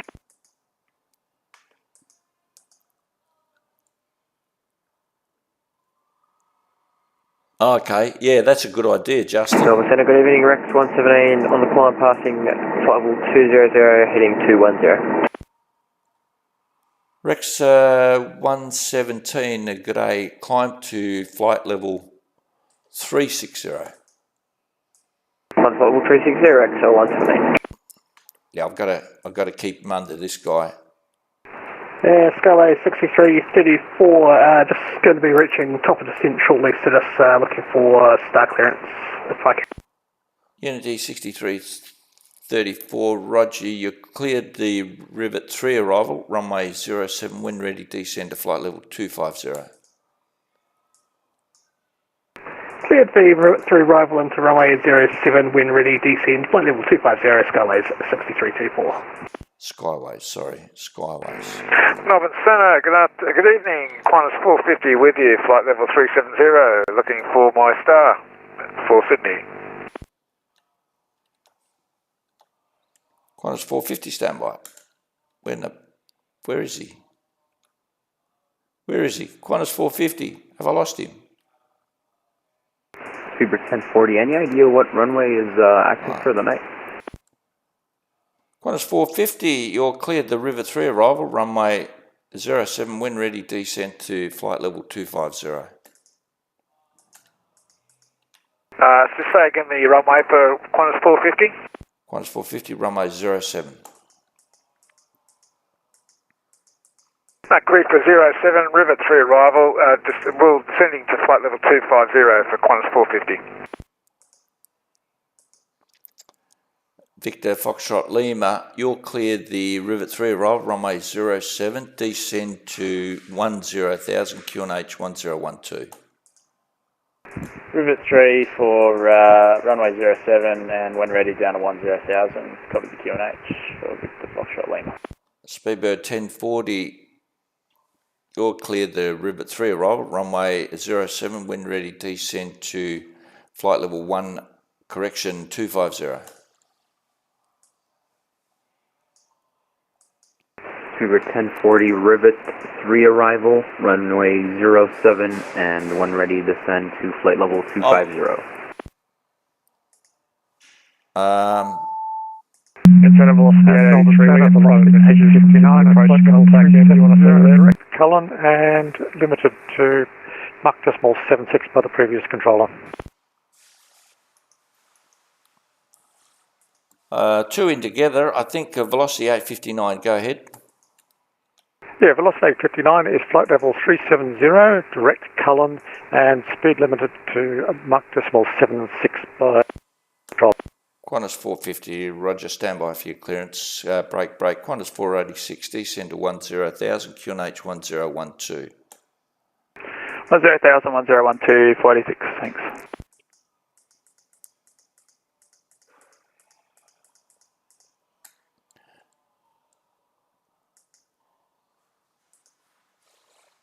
Holy shit, this is becoming a shit fight.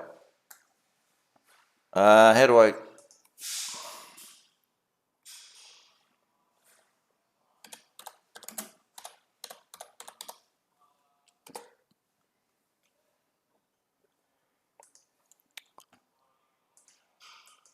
I've got to log off because I'm totally knackered.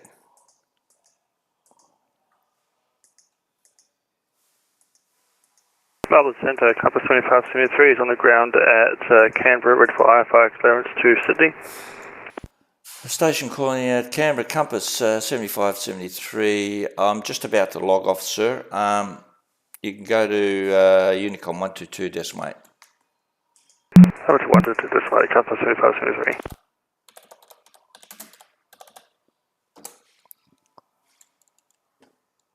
Melbourne Centre, good day, it's Star 528 with you, flight level 370.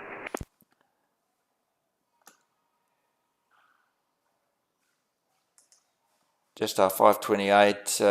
Sorry, sir, I'm about to log off. Can you contact Unicom 122.8? Cheers. Unicom, it's Star 528. All right, that's it, guys. I think like I said, I'm absolutely knackered. I hope that you enjoyed the stream.